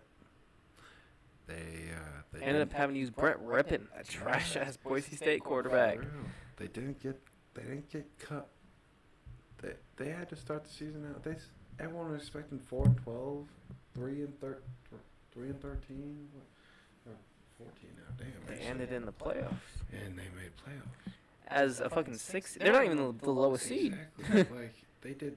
I mean, granted, the Packers are the only team below them, but they're not even the bottom seed in the NFC. Exactly. Like, In a division where they had to go against the number 1 seed in their division. exactly. Right, so they're not going to get a higher seed than the highest seed they possibly could get is 5 Yeah. with the Niners in that position. But Matthew Stafford back to Lions, isn't that fairy tale, huh? Because you got Browns and Texans, right? You get Deshaun's old team versus the current team. Obviously, Deshaun is not playing, but still, that's a cool storyline. The rapist. Right, you get the Texans organization that blew up their organization and sent the rapist to an organization that needed the rapist. Yep. See where's it gonna work out better here, you know? Yep. And then you get Tyreek Hill, the cheetah. First time back in Arrowhead. Hopefully, no incident with his kids happen again. But we get Cheetah back in Arrowhead for the first time. Yep. It's last time they played, right? What we just said, it was in Germany. It wasn't in Arrowhead. Wasn't in Miami. First time he gets to go back to Arrowhead. Back home. Back to fucking Arrowhead, the old, great, historical stadium that he knows is home. And then you get Packers and Cowboys, that all-time playoff matchup. I feel like this is like a Thanksgiving Day matchup. Yeah. Like, I feel like this is a game we'd see on Thanksgiving or like a Christmas Day. And then you get Rams and Lions. You get Matty Stafford going back to his home. After he went to go win a Super Bowl, maybe is this Jared Goff's Super Bowl run? Who knows? Maybe he gets one, and then this really does go down as the greatest win-win of all time. Exactly. Maybe he wins this, makes himself a top 10 quarterback in the league. And then Eagles and Bucks rematch from the year Tom Brady won the Super Bowl with the Bucks. Hey, and Jalen Hurts rookie year. Julio reunion. Yeah, Julio getting that game against the Bucks, huh? Yeah. But this team of Jalen Hurts, this is the exact same situation. Jalen Hurts was in his rookie year, and they ended up losing. And remember, everyone said they would have won that game if Jalen Hurts threw the damn ball downfield. Yep.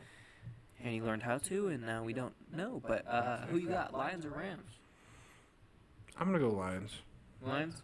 Usually, I'd like to stick it out, root for the division, root for who's there for us because we couldn't make it in a sense.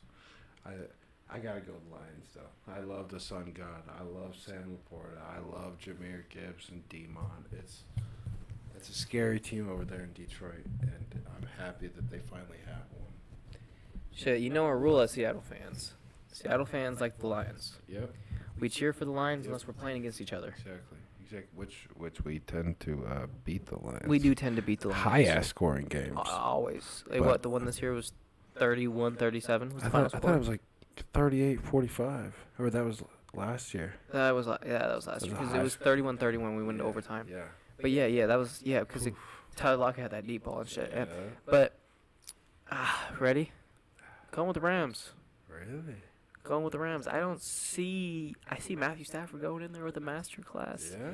That Detroit defense don't look horribly promising. They have some signs here and there. Hey, but C.J. Gardner-Johnson's back. He is. And I like that name. Blue Shiesty's back. Yeah, he said he's never bringing those back. Did you see that?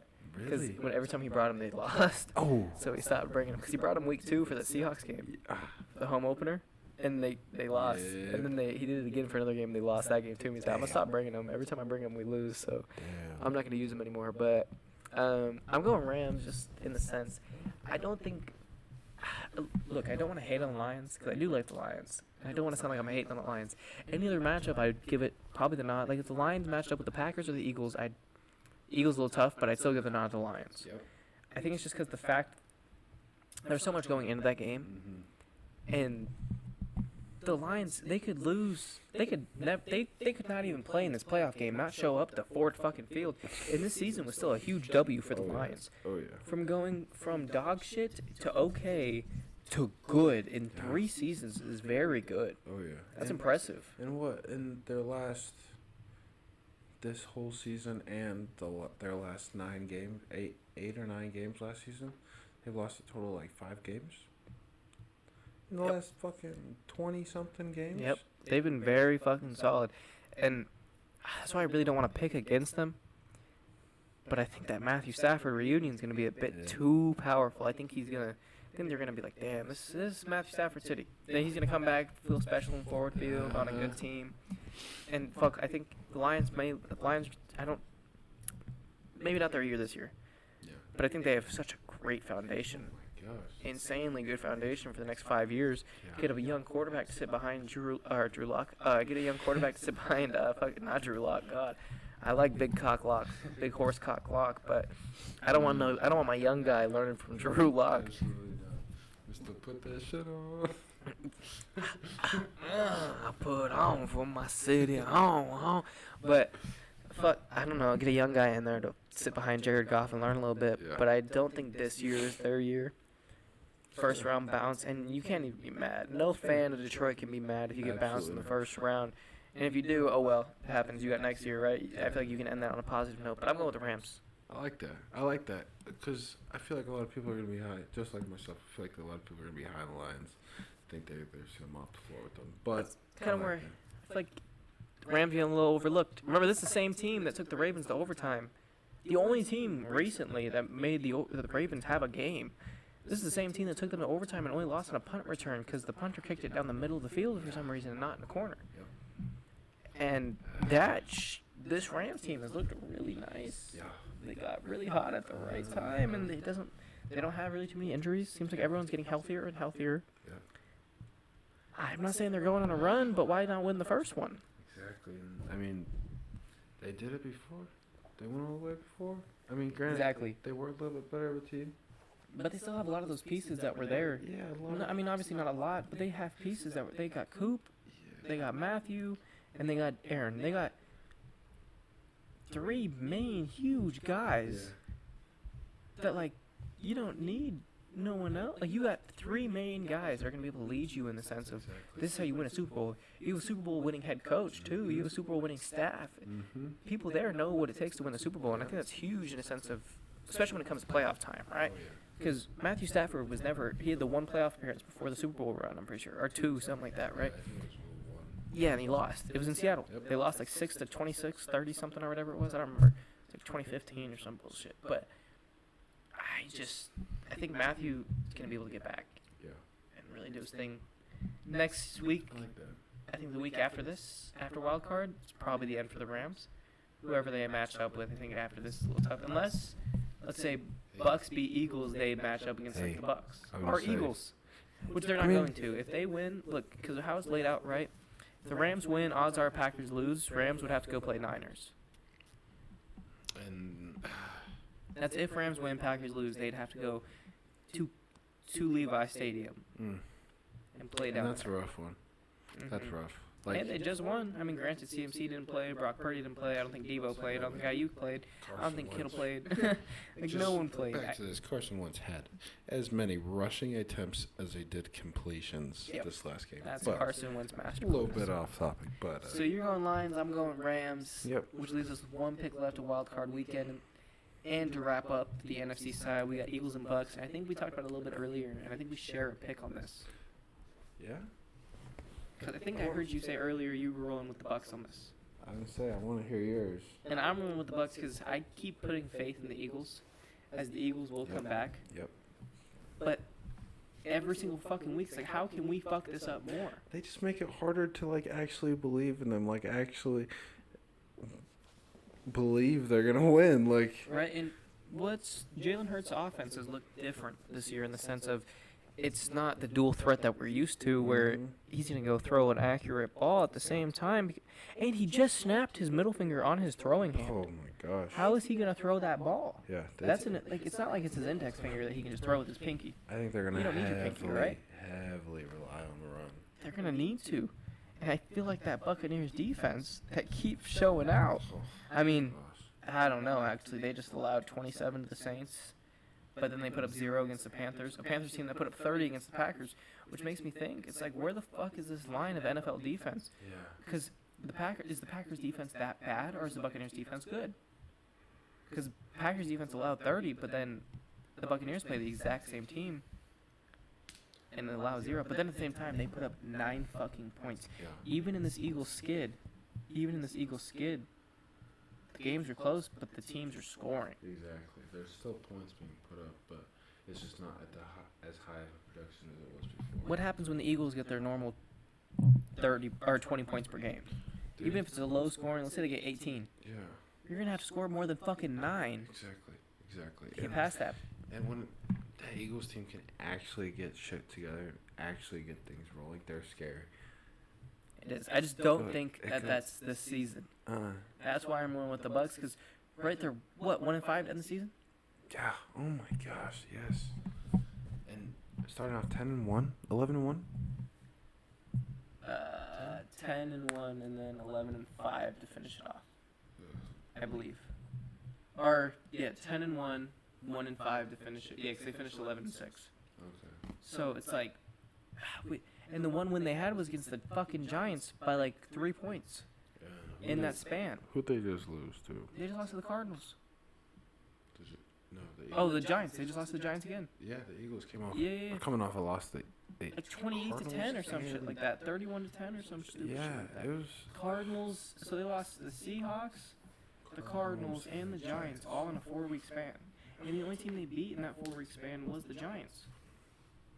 And then they lost. They lost the Cowboys. And the Eagles lost to a Drew Lock. Because they lost the Niners, Cowboys, Seahawks, thank you, Giants, and Cardinals. It's like, you should have lost to 2 of those teams. Yeah, exactly. Right? Those last 3 losses are scary. And the fact that Cowboys game wasn't as close as it looked. The second one, at least.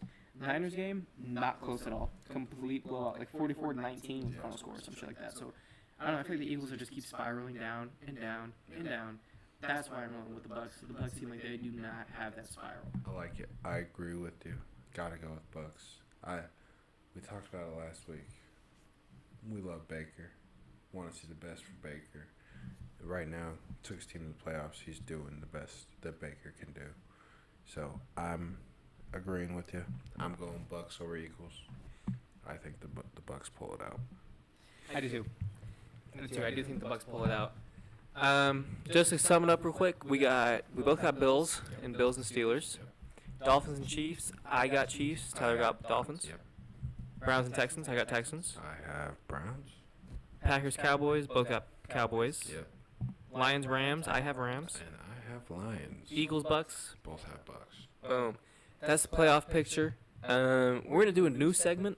Yes. Some new. We've talked about it. We just didn't do it in the first episode. We couldn't figure out how to work it in. And this is something that we used to do nightly. I mean, you could say more every morning. Yeah, I guess it was like 3 in the morning, 4 in the morning. We would sit outside the gym, sit in our car, play on a phone, just huddle or weddle and pearl. Yep. It was just a mix of the both of them. So we're gonna do that shit. I feel like that's gonna be a little fun. We've been wanting to incorporate it into our podcast. It's just we couldn't figure out how to get it into the first episode. And hey, Yep. now we get to bring it in the first episode. So let's do some damn podal and some damn weddle.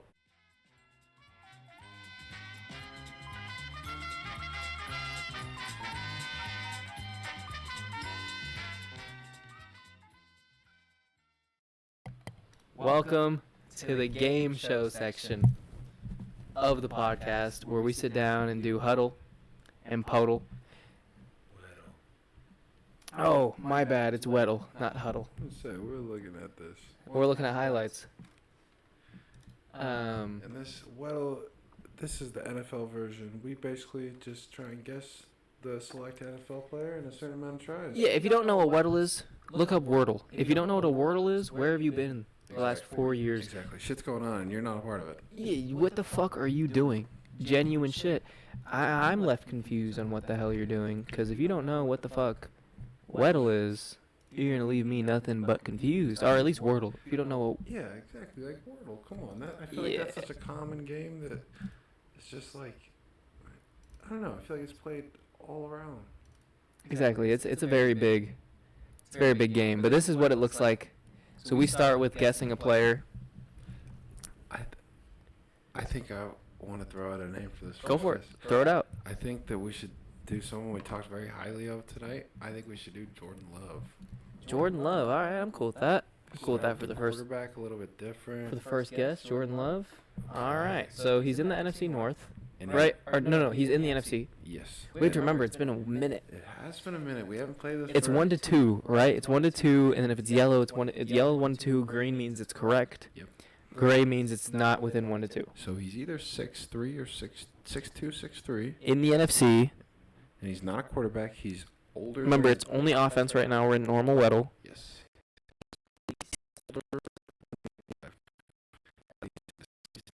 He's number 13 and higher. Want to make a guess? Um, In the NFC. Below 6'3". I'm trying to think who would be a. Oh, he needs to be older, huh? Yeah, at least 28. How old is Tyler Lockett? Tyler, I believe he is 29 or 30. I think he's 30, 31. Yeah, he just. Yeah. Ooh. How tall is he? Oh shit. All right. Okay. He's Okay. a wide receiver. Cool. So wide receiver, and now we know he's not. So he's not 5'11" or 6 foot. He's not 6'3". So he's either 6'1". No, he's 6'2". He's 6'2". He has to Okay. be 6'2". And he's older than 31. Higher jersey than. But he's a wide receiver, and he's either in the NFC East or the NFC South. I'm gonna make a guess right now. Older than 31, number higher than 16, at least 6'2". Adam Thielen? I was gonna say Julio Jones. He is. Yeah, he's over there. He wears number 82. 80. Not 82, but he Yeah, wears. yeah. Is he tall? How tall is he? Damn. Good shit, Tyler. Oh, Julio Jones. Good shit, That was Tyler. 3 guesses. Good shit. Draft the NFL draft guessing game. Draftle. What is this? Hey. Draft. Oh. Okay. Well, What? this. I'm confused now. Wait. This. CeeDee Lamb, sure. Yeah. Oh. Wow. You gotta guess the player based on their draft Okay. position. So this goes Round by 1, he's picked in 2021 or 2022, and he was picked at the 19th overall. 18, 19. This was after Jetta's, right? Because this is Jetta's year. Jetta shared the year with CD, yeah? I believe so. Yeah, okay. So, Okay. what pick did Jamar go? Jamar went 5. Okay. So, but it's in round 1. So it's got to be someone like. Hold on. Let me look at something. So it's in the AFC. So Quinston Johnson's in the AFC. I'm going to guess him or. Question Johnson. Is it Johnston? Yes. Oh, right here. Okay, so Okay. Zay Flowers is my other guess. But no, he's not No, no, no, no. 2023. Okay, so we'll think last year. Yeah, so it Last has year's to draft. be 2021 or Who 2022. was a receiver in last year's draft? Pick overall 21. When did it needs to be in but it needs to be in the AFC what? Oh! Garrett Wilson. Fuck. Damn. That one felt good, dude. So he's So 2021. 2021. Oh, he got drafted way too high. My fault, casual moment. But No credentials. no credentials. So it's not AFC West, not AFC East. So it has to be AFC South or AFC North. AFC South. Hold on. He's been going good too.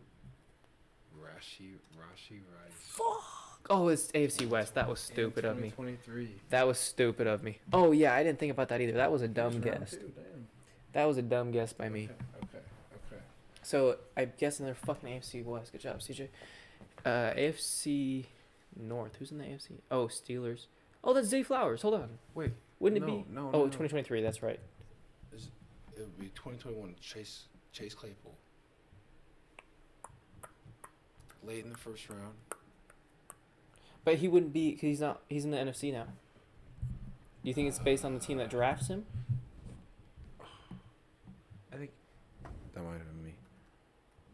Yeah, you're good. You're good. I think so. Fuck. So it is based on the team that drafts you. Okay. Okay. Oh, he was 2020. Ooh, Okay, round two. more you know. My fault. It's all right. It helps us. Now we know he's in the AFC North. Browns. The Browns taking a wide receiver. Cedric Tillman. No. So now we can count out Browns. It's not Where Steelers. did T. Higgins go? Oh, that might be a. 'Cause That's a good guess, I don't actually. think he was high. Damn. 2020 also, but damn, second round, huh? Holy shit. So it's not so it's got to be Baltimore or Cleveland. Okay. So we got the Baltimore receivers. Rashad Bateman, Devin Duvernay. Right, Rashad Bateman's young. Yes. Let's fucking go, Rashad Bateman. Took 7 guesses, still got it. Whatever. Hell yeah. Okay, now we got to do our hard mode. Okay. We need a defensive player. Okay. Who's your defensive player of the week? Defensive player of the week. This may be. I'm gonna go a little bit biased than last week. I'm gonna go Julian Love. Cool with that. Okay. Well. Oh, it's still draft. This is still draft. Oh. This is hard damn, draft. This is okay. hard draft. Ooh, Who's this. gonna have defensive? Oh my God! Look how fucking. Oh, this is gonna be rough. We should not have started with a 4th round overall pick, but he's on defense, so we know he's on defense. Okay. So- So I would assume safety. And he's not NFC East, so who's a high draft? He's old. You know, fuck it. Why not? This fits all the criteria. I was gonna say it fits all. Oh, he's a rookie. That helps so much. Right. Oh And he's my 6. gosh. He's 6 or 7. Who was 6 or 7 in this year's draft? It was Paris Johnson and oh wait, 6 was Paris Johnson. 7 was it Bijan? Yeah, but where does Paris Johnson play? Isn't he on the line? Cardinals O line. Yes. Yeah, but I think it's a defensive player.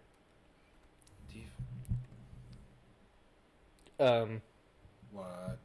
What? What? Yeah. What? Oh, that one's the defensive back. What? So they have 2 Paris Okay, Johnsons. well it's not. Drafted It's in not 99. Okay, well it's not NFC West. That was a dumb guess. Yes, it was. That was pretty fucking. That was. Yeah, we did not think that one through at all. I was running with you too. Hell yeah, that's a good guess, Tyler. It's a good guess. Wait. Okay. So it's in the NFC. Think it's not NFC East, not NFC West, NFC. Oh. No, he's too high. He's too high. He's been in the league too long. I almost said Hutch. He's a rookie this year. Is it? First round? When did the Lions have their first pick? Jack Campbell. They had a pick at 12 and then they had a pick at 18. So it's not Jack. Okay, so Packers. Who the Packers take early? Okay. So the draft went Bryce Young. Rashawn Gary? Is that his name? Will Anderson. Yeah, Rashawn Gary, but that wasn't this year. That was a few years ago. And then it went Anthony Richardson, and then it went Spoon, and then it went Paris Johnson, and then it went. It can't be Bijan. It can't be Bijan. I swear, did Bijan go 12? No, that was Jahmyr Gibbs. We talked about this the other night. Jahmyr Gibbs went 12. Bijan went. I mean, I guess we'll put in Bijan. It's NFC South. It would get NFC South out of the way. Okay. So it at least help us on that aspect. Yeah, see? Okay. So it's NFC North for sure. So, oh no, look, it's higher. It's even higher. So this is Oh. bullshitting us. Oh, okay. So it's fucking with us. Okay. So maybe it is Jahmyr Gibbs. No, because it has to be. Has to be running back. Yeah, he's on defense. Yeah, it's got to be defense. So So he's got Vikings. Who the Vikings take? Jalen motherfucking Carter. Oh, it's not NFC East. No. Wait. No, it's not. What? It's not. It's got to be NFC North. That's all we have left. So it's got to be someone on. Who did the Packers take in their draft? Lucas Van Ness. Thank you, Tyler. Luke Van Ness, sir. Lucas Van Ness, sir. However you say it. Yeah, I know who you're talking about. I just have to do his name. Alright, we'll do your fucking first name, dude. I think he's got a dumb name. It's Lukas. Fuck. There. This is why I gotta start bringing out the fucking keyboard. Fucking Good shit. go. Alright, dude. Five guesses. The answer was Lucas Van Ness, rookie in Green Bay. Okay, so now we're gonna hop over to Partle, which is basically Same thing, just NFL. same exact NBA. Or NBA, yeah. To make it super get the gist. simple. It's the exact same thing, just with NBA players, which this one might be a little bit harder because we ain't on our game as much. Yeah, So we're more football guys. and we're not gonna use the show silhouette. That shit is bullshit. That shit makes it so easy. Show silhouette we can get it first try. Swear to God. Yeah. Especially with 2K knowledge and shit like that. I've just seen people's face scans. Exactly. You see the head shape. I've been running rebuild since 2015, bro. I know what motherfuckers look like. Okay, I guess first for a few of those football ones. Let's hear what your first Pirtle guesses. I'm gonna do. It is a biased one, but I'm doing him because I feel like he takes out a lot. Bam! So he's in the East. He's a forward. Yeah, and he's 6'7" or 6'8". We should have looked at the goddamn thing, so it showed the it told us the actual range. Oh. The yellow looks. Well, it's just gotta be that draft one that's different. Yeah. It's gotta be the draft one since there's so many picks. Yeah. You know what I mean? That's gotta be what it is, right? So he's shorter than 6'9", older than 26, jersey number lower than 13.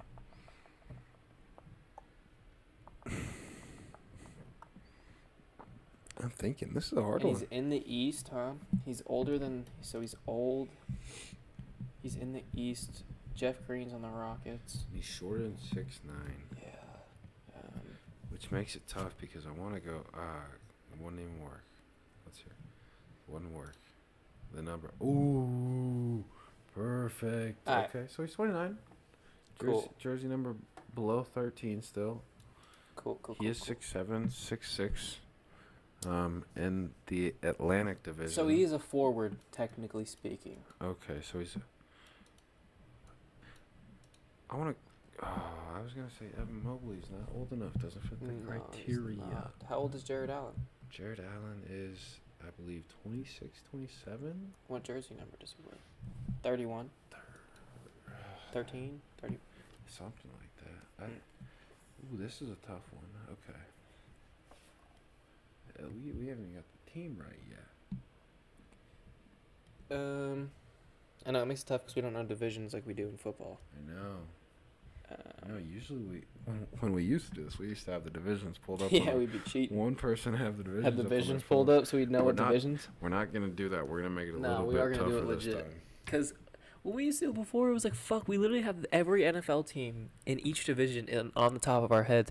But NFL, it's like, or NBA, it's like, what, I think it's 6 divisions per team, 5 divisions. It's a I think lot. it's I think it's 6 divisions, 5 teams total I in think each division. so. Yeah. Yeah, that's 15 each side. Yeah. So.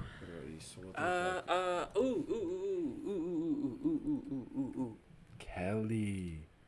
Fuck, that was such On a the good guess. 76ers too. Who else is on the Sixers? Below. Look how fucking good that was. Look how good of a guess that was, dude. So he's on the 76ers. He is 6'7". He's 29. Shake Milton.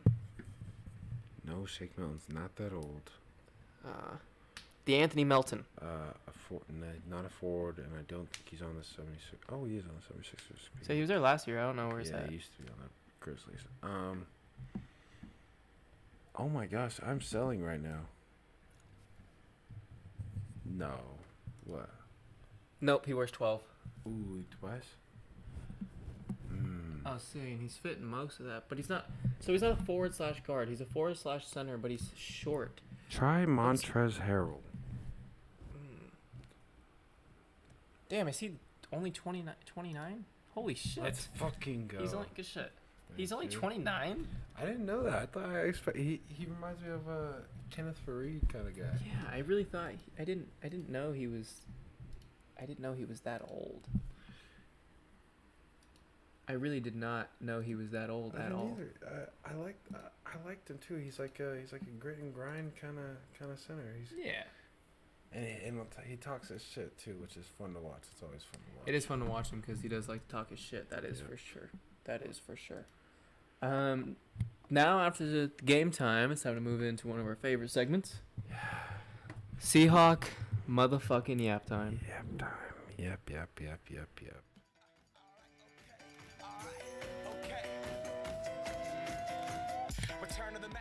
Welcome to Seahawks yap time. You know we had to bring it in with the greatest Seattle artist of all time, Yeah. motherfucking Macklemore. Oh yeah. When I was in the 3rd grade, I thought that I was gay. Second draw. I kept my room straight. Yo. Come on. Don't do the Come boy on. like that. Don't do the boy like that. Hey, he's the one who made the song. He's the one who made the song. But, man, that Seahawks game was frustrating, wasn't it? It was only frustrating. Yeah, we got the win. Yeah. But I mean, it made the end season, I guess, look a little bit better than it was. But it felt too little too late, I guess, in a sense, right? Exactly. Like, It just felt too little too late in a sense. yeah. And we wanted to see Seattle. We talked about it earlier in the season, obviously. We talked about Seattle and how we wanted them to plan for the draft. And we wanted the season to not go our way. But at the end of the day, it happened. And we were sad. We were sad. Okay. And when we started off the season with a winning record, winning most of our games, going 6-3, to end the season 9-8, just made the whole experience and the whole season really sour. And the taste in my mouth is just horrible.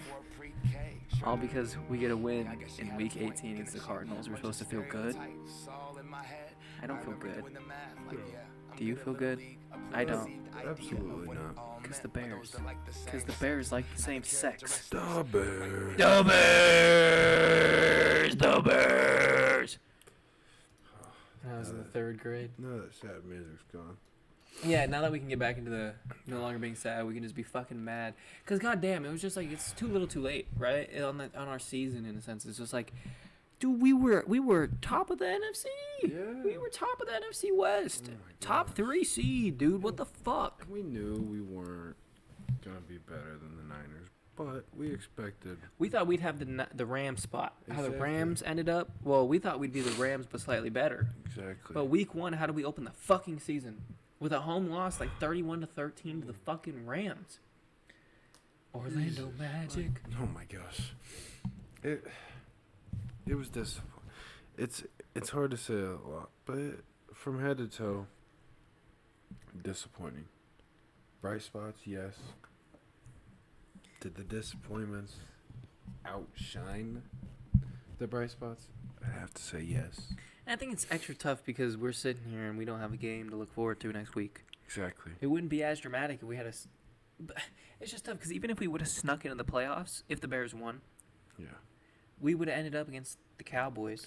And Round 1. And who the fuck wants to play the Cowboys? Right back in Jerry round World, 1? right? After we just had that, 42-35 loss or whatever the fuck it Yeah. was, the Cowboys. Which was a good game. It was a very good game. Proud of the boys on that game, but they have to go back to the Cowboys, and then if we win, if we beat the Cowboys, we have to go to the Niners. Oh my gosh. You know what I mean? Like, what the fuck are we doing? And I don't know. We talked about it earlier. Seahawks tend to make the playoffs and get bounced first round. Especially last 10 years. This year, it sucks. It probably wouldn't have been much different. Would have had a very, very eerily similar outcome. Me It- crying on my bed. Yeah, it just sucks. I hate the Seahawks. I still have that video.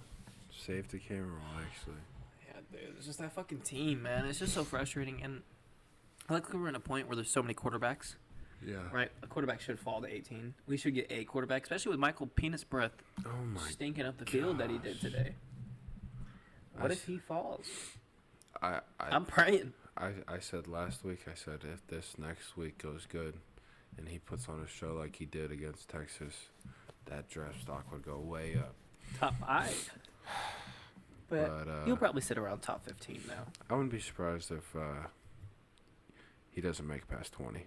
I think 20 is a good. Yeah, because I get it, he's old and injury prone, but at the same time, he just went to the fucking Sugar Bowl and gave you Exactly. 400 fucking yards. Exactly. It's hard to not look at that performance, especially when just last year you had C.J. Stroud have the biggest game Yep. ever in the Sugar Yep. Bowl as his last game in college. Look at CJ now. Exactly.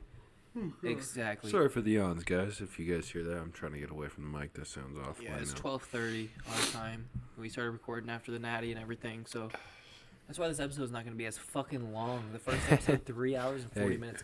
Hey, we said at the beginning we had to come out with a damn bang. Yeah, we said we were going to dial that shit down a little bit. Yeah, we got it together a bit better now. Hey, shit, we're sitting at 2 hours for the whole recording, so Hey, that's pretty fucking good. that's I around think what we that's, wanted. that's what it is about the plan that we wanted. But you know, we get talking. So plans change. We get on a subject, and it could be something we're very, very passionate about. So Especially when it comes to these damn fucking Oh Hawks. my Like, I think we're gosh. avoiding talking about the game because it's such a It's so disappointing. rough. It was so tough. I'm sitting there watching the game, and I'm like, come on, boys. Come on, boys. Switch to red zone so I can watch Packers and Bears, too. Yeah. And then you're sitting there watching the Seahawks game, and it says, Bears have lost. It's final. Seahawks are out of the playoffs. They have 5 minutes left of their season. And then all you see on the Seahawks sideline is everybody look up to the scoreboard. Everybody look up to the jumbotron. Hey, I will give it to our boys, though. We could have sold that last game. We could have gone into that after hearing that and be like, well, this last 5 minutes doesn't mean shit. But we played hard. Yeah. Devin Bush, right? That's his name? Yeah, number 0. He played. He came in for injured From the Steelers, Gordon yeah. Brooks. Yes, actually, former Steelers middle linebacker. We were hyped when we signed him, and I kind of forgot about him. Actually, we were. Like when we heard about the signing, we were pretty happy. Mm-hmm. But I think that was a little bit before A little tough. Bobby came back. Yeah, it was a little tough when you have Bobby, Jordan Brooks, Yeah. and Devin Bush. You got, well, fuck. I mean, I Right. guess if we're gonna run a 3 linebacker set, I feel like Bobby can play on the outside if you really wanted him to. I Oh, think absolutely. he's good enough. Absolutely, he can rush the passer. He can Mhm. stop the run. He can plug a hole. He can do what he needs to See do what- at any fucking position. See that Devin Bush play towards the end of the game? Mm-hmm. Yep. and Kyler Slade. Get him, Tyler. Making me laugh I now. know. I'm so, laugh. Oh, whatever. Yawn. I'm telling you, it's that late. It's that late shit. Stop yawning. I know. I'm sorry. Can't yawn But- after I yawn. Devin Bush, he got a lot of people were mad at him for that hit. I mean, it definitely was late, but as a Seahawks fan, I love that we are out of the playoffs and you're Yeah. still throwing your body around like that. Exactly. Like It should have been a flag, yes, but agreed. Agreed. But Very much agreed. as a Seattle fan, I can look at that and be like, Mhm. thank you. Like, thank you Exactly. for playing hard. And it was nice because I want to say we have Devin Bush for multiple more years under contract, but Bobby's not going to be around that whole time. And I think, and if you watched that game, you saw Bobby Wagner pulled Devin Bush to the side after making that play and causing that big fuss. He told him, get your shit together, like, hold your composure. But I feel like it's nice for younger linebackers like that to have that veterans presence in the locker room and even on the field, because it helps so much because they have that experience and they've been in that position before and they've wanted to be that young, hungry linebacker to make that highlight play, just like any player in the NFL does. They want to be that guy to make that play, but at the same time they want to be a team guy. And I think Bobby Wagner, just like every other season, he's showed us being with the Seahawks. What, 9-time Pro Bowler? Yeah, and multiple time All Pro. He's that guy. He's the guy you want teaching your young guys. There's not much better examples to follow by example. Especially on the defensive end. That man, Exactly. Walter Payton, Man of the Year finalist a few times. Mm-hmm. It's like he seems like I mean, granted, I've never met the dude.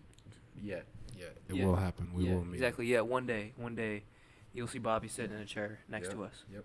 And then we're gonna clip this and be like, "Yo, Bobby, look at this shit. This is from our second fucking podcast, dude. Remember Like, this. We just want to meet you, Bobby. Yep. We want to meet you. I just want to pick your brain on football. Yep. But I think we try to look at some of the positives too, in the sense, because it's not like our team's in a bad spot. It's not like we're sitting there like the Commanders. No. Oh God. Finished another season 9-8, back-to-back seasons 9-8. And I think that's what feels so about it. Yeah. We didn't get better. We stayed the same. And that was the thing during the offseason. We all felt like we got better. We got JSN. We got arguably one of the best wide receivers in the class. And I don't know, maybe it's one of those things where it's just all those young pieces just need one more year. Because like when Mhm. Legion of Boom first all came together, Mhm. I think some of them, like it was like most of their sophomore years Mhm. that they really put it together, Mm-hmm. right? Like same with Russ. His rookie year he did Mhm. and then sophomore year it got put together. Yeah, exactly. So and like Tariq, I'm hoping this will be his sophomore slump. Yeah. Next year he'll come back because it's not like he came in with this huge class. His class was like Oh, a normal gosh. size draft class. Oh gosh, no. I feel like this class was a big class. Like you have Oh, yeah. rookies everywhere. It was deep. It Yeah, was you so have deep. you have rookies everywhere on this class, especially for the Seahawks. I feel like you look at this position. There's a rookie playing, Yeah. rookie playing. We have 2 rookie wide receivers.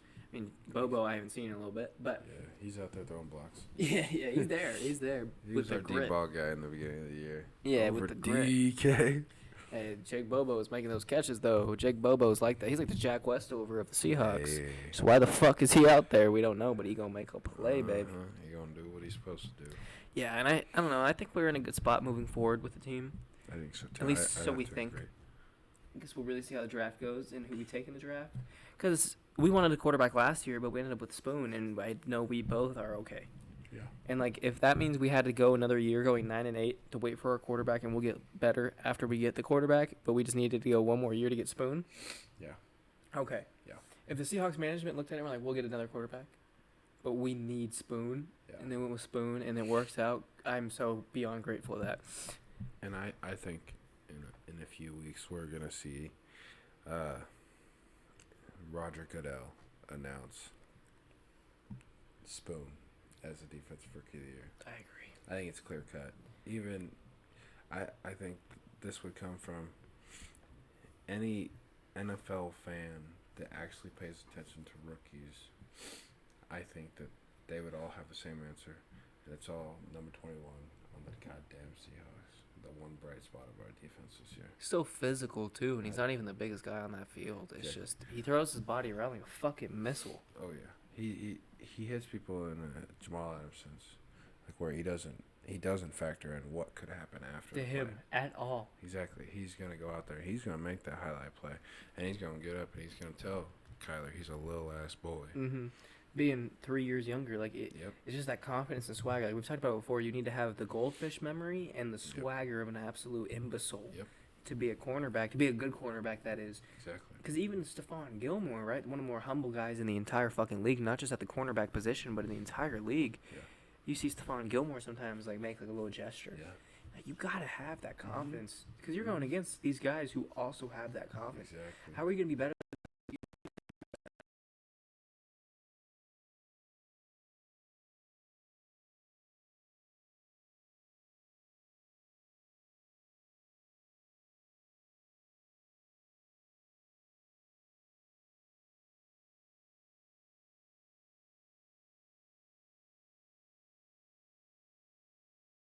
Oh. Yo, sorry, our fucking mics cut out again. Hey, we were on a good spree. Shit is going haywire. We were on a right good now. spree without no mics cutting off. Oh yeah, We went like an hour that without was the a mic cutting off. minute. Yeah, that was pretty dope. We went a minute without the mics all cutting out and shit. But Yeah.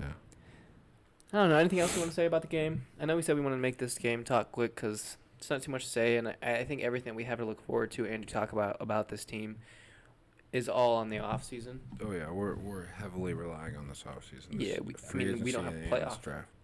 We don't have a playoff to look at, so No. it's all gonna come down to draft. Who we can keep. I think I took a screenshot of Seahawks current players they need to re-sign Yeah. that are all up to be Leonard. re-signed. Big Leonard. There's a lot. You ready? Yeah. Leonard Williams, Bobby Wagner, Oof. Phil Haynes, Drew Lock, Devin Bush, Jordan Brooks, Oh gosh. Evan Brown, Darrell Taylor, Mario Edwards, Damian Lewis, Colby Parkinson, DJ Dallas, Michael Jackson, Jake Curran, Miles Adams, Joshua Anujiwogu, Brady Russell, Ty Okada, and Patrick O'Connell. So a lot of those names you just heard, a lot of them will get signed for minimums, but there were some big Yeah, I'll names say at the like beginning. DJ's not going nowhere, Yeah. Colby's not going nowhere. There were a few names in there that were pretty big ones. Leonard Williams, we did use a second round draft pick. I don't from think this Bobby's year. going nowhere type of thing. No, I think Bobby's here. I think he got his taste of how football is not in Seattle. Yeah, he And, joined just a year too late on yeah. that team. Exactly. And I don't think Leonard's going anywhere because he's been stuck on those Giants for so And long. I I think it's just this small taste of winning I because think he he's- seems so happy. I think he's having fun. I Big think Cat like, looks happy. Yeah, I think like he's actually going out there to have fun, which is so nice to see. You see him getting hyped over offensive plays. Yeah. Like you see him getting into it on the Cowboys side. Like that's a pass interference. He's JSN engaged. is hitting. All right, saying all this, so I think we'll keep him too. But then guard Phil Haynes is one of those where it's like And Darrell Taylor, that's a scary one. Darrell Taylor's one. He can go get a contract. Yeah. Jordan Brooks can go get a contract. Exactly. Devin Bush can go get a contract. Like there's a few guys. Mike Jackson can go get a contract, We're even though he gonna hasn't been the best this year. We have to spend a decent amount of money this year, and it's gonna be on mainly those top two guys. Yeah, well, Bobby, Leonard, Jordan. I feel like those are the three priorities Yeah. that we need to re-sign. Jordan Brooks, I think Jordan Brooks. He did have a down year. It's his third year. It was his third year this year. Off a torn ACL, right? Yeah, he was first full season coming back? off a big injury. I think he's the heir to the loom for. Yeah, he's our next Bobby. Yeah. He's our next Bobby, and I just some of those names. It's just like we need those guys in a sense. Like Terrell Taylor has been one of those players where we look at and we're like, damn, the mic definitely caught those. Yeah. The mic definitely heard your neck just Honestly, snap. you guys just hear me just damn. Just near sound like kill John myself. Wick just walked through the building and just snapped his neck. That's what it sounded like, and I just witnessed Tyler's neck get absolutely snapped in 18 different directions and ways. But Terrell Taylor's gonna be tough. Devin Bush would suck. Jordan Brooks would suck. Bobby would suck. Leonard would suck. We'd live without the rest. If we have to go with do with the rest. If we have to go without Terrell Taylor, we'll live. I like him. But boy. Yeah, we got some other pieces that we'll be Yeah. all right with. We'll be cool. But Leonard, Bobby, Devin, Jordan. Mainly Leonard, Bobby, Jordan. I'm gonna say, Devin's important. I like Devin. but at the same time, Jordan's number one over that. Yeah, at this point, you sign Jordan before you sign Bobby. In the sense of, like, Definitely. Jordan's your future and Bobby's still your guy. But I think Bobby doesn't care enough to the point where he'll take a small deal. I don't think he's worried about money anymore. Yeah, I don't even... They're trying to get a ring. Yeah, I think he's just there kind of chilling, you know? Yeah. Just there trying to click on that. It's like... But I think he's just there trying to play, live in Seattle, be in his home. That's what, he went from Utah State to Seattle? Like, it's not like he's all over the place, you know? He's been pretty consistent. Went to LA for a year and said, fuck that. Exactly. Bro's been West Coast strictly. Yeah, Northwest Coast, too. Not hot West Coast, Yeah, cold West Coast. And I guess we're not talking, like, Vancouver cold, like Yeah. Vancouver Island cold, but we're talking Seattle cold. As cold as it gets on the West Coast in America, excluding fucking Alaska. Right, so I don't know. I think he'll stay for a little bit, but I don't know. That list I wanted to talk about real quick before we got up out of here, because there's a few guys that we need to look forward to, and them being re-signed, some pieces we need to see how it's going to be moved, players who might be released, players who might get signed, positions we might need, and how we might go about whether that's free agent or draft. I do think we're in a good spot moving forward. Yeah. Not a horrible Debbie Downer about it. I'd have to agree with you. It's a shitty situation. Shitty situation, But- shitty sour taste to end the season. But hey, We got next year. we got next year. Next year's our year. Exactly. Next year's our year no matter what. So I don't even know. I feel like as time goes on, the Seahawks will get there Yeah. and we'll get better and better as time does go on. Yeah. But I guess we'll just have to wait and see. Yeah. But, Until next season for us. until Seahawks fans, at least. next episode for you guys. Yeah. We will be back. Thanks for tuning in to another episode of MVP's Next Door. Where I got Tyler here and You know, the boy CJ The shares a name with the future offensive rookie of the fucking year. the boy. The boy CJ Stroud. But yeah, until next time, this was MVP's Next Door. See y'all probably next week. Seems like that's how it's going so far until we get a better schedule Oh yeah. lined out. But man, boys, it's been a fun one. Hell yeah. See y'all next time. Have a good one.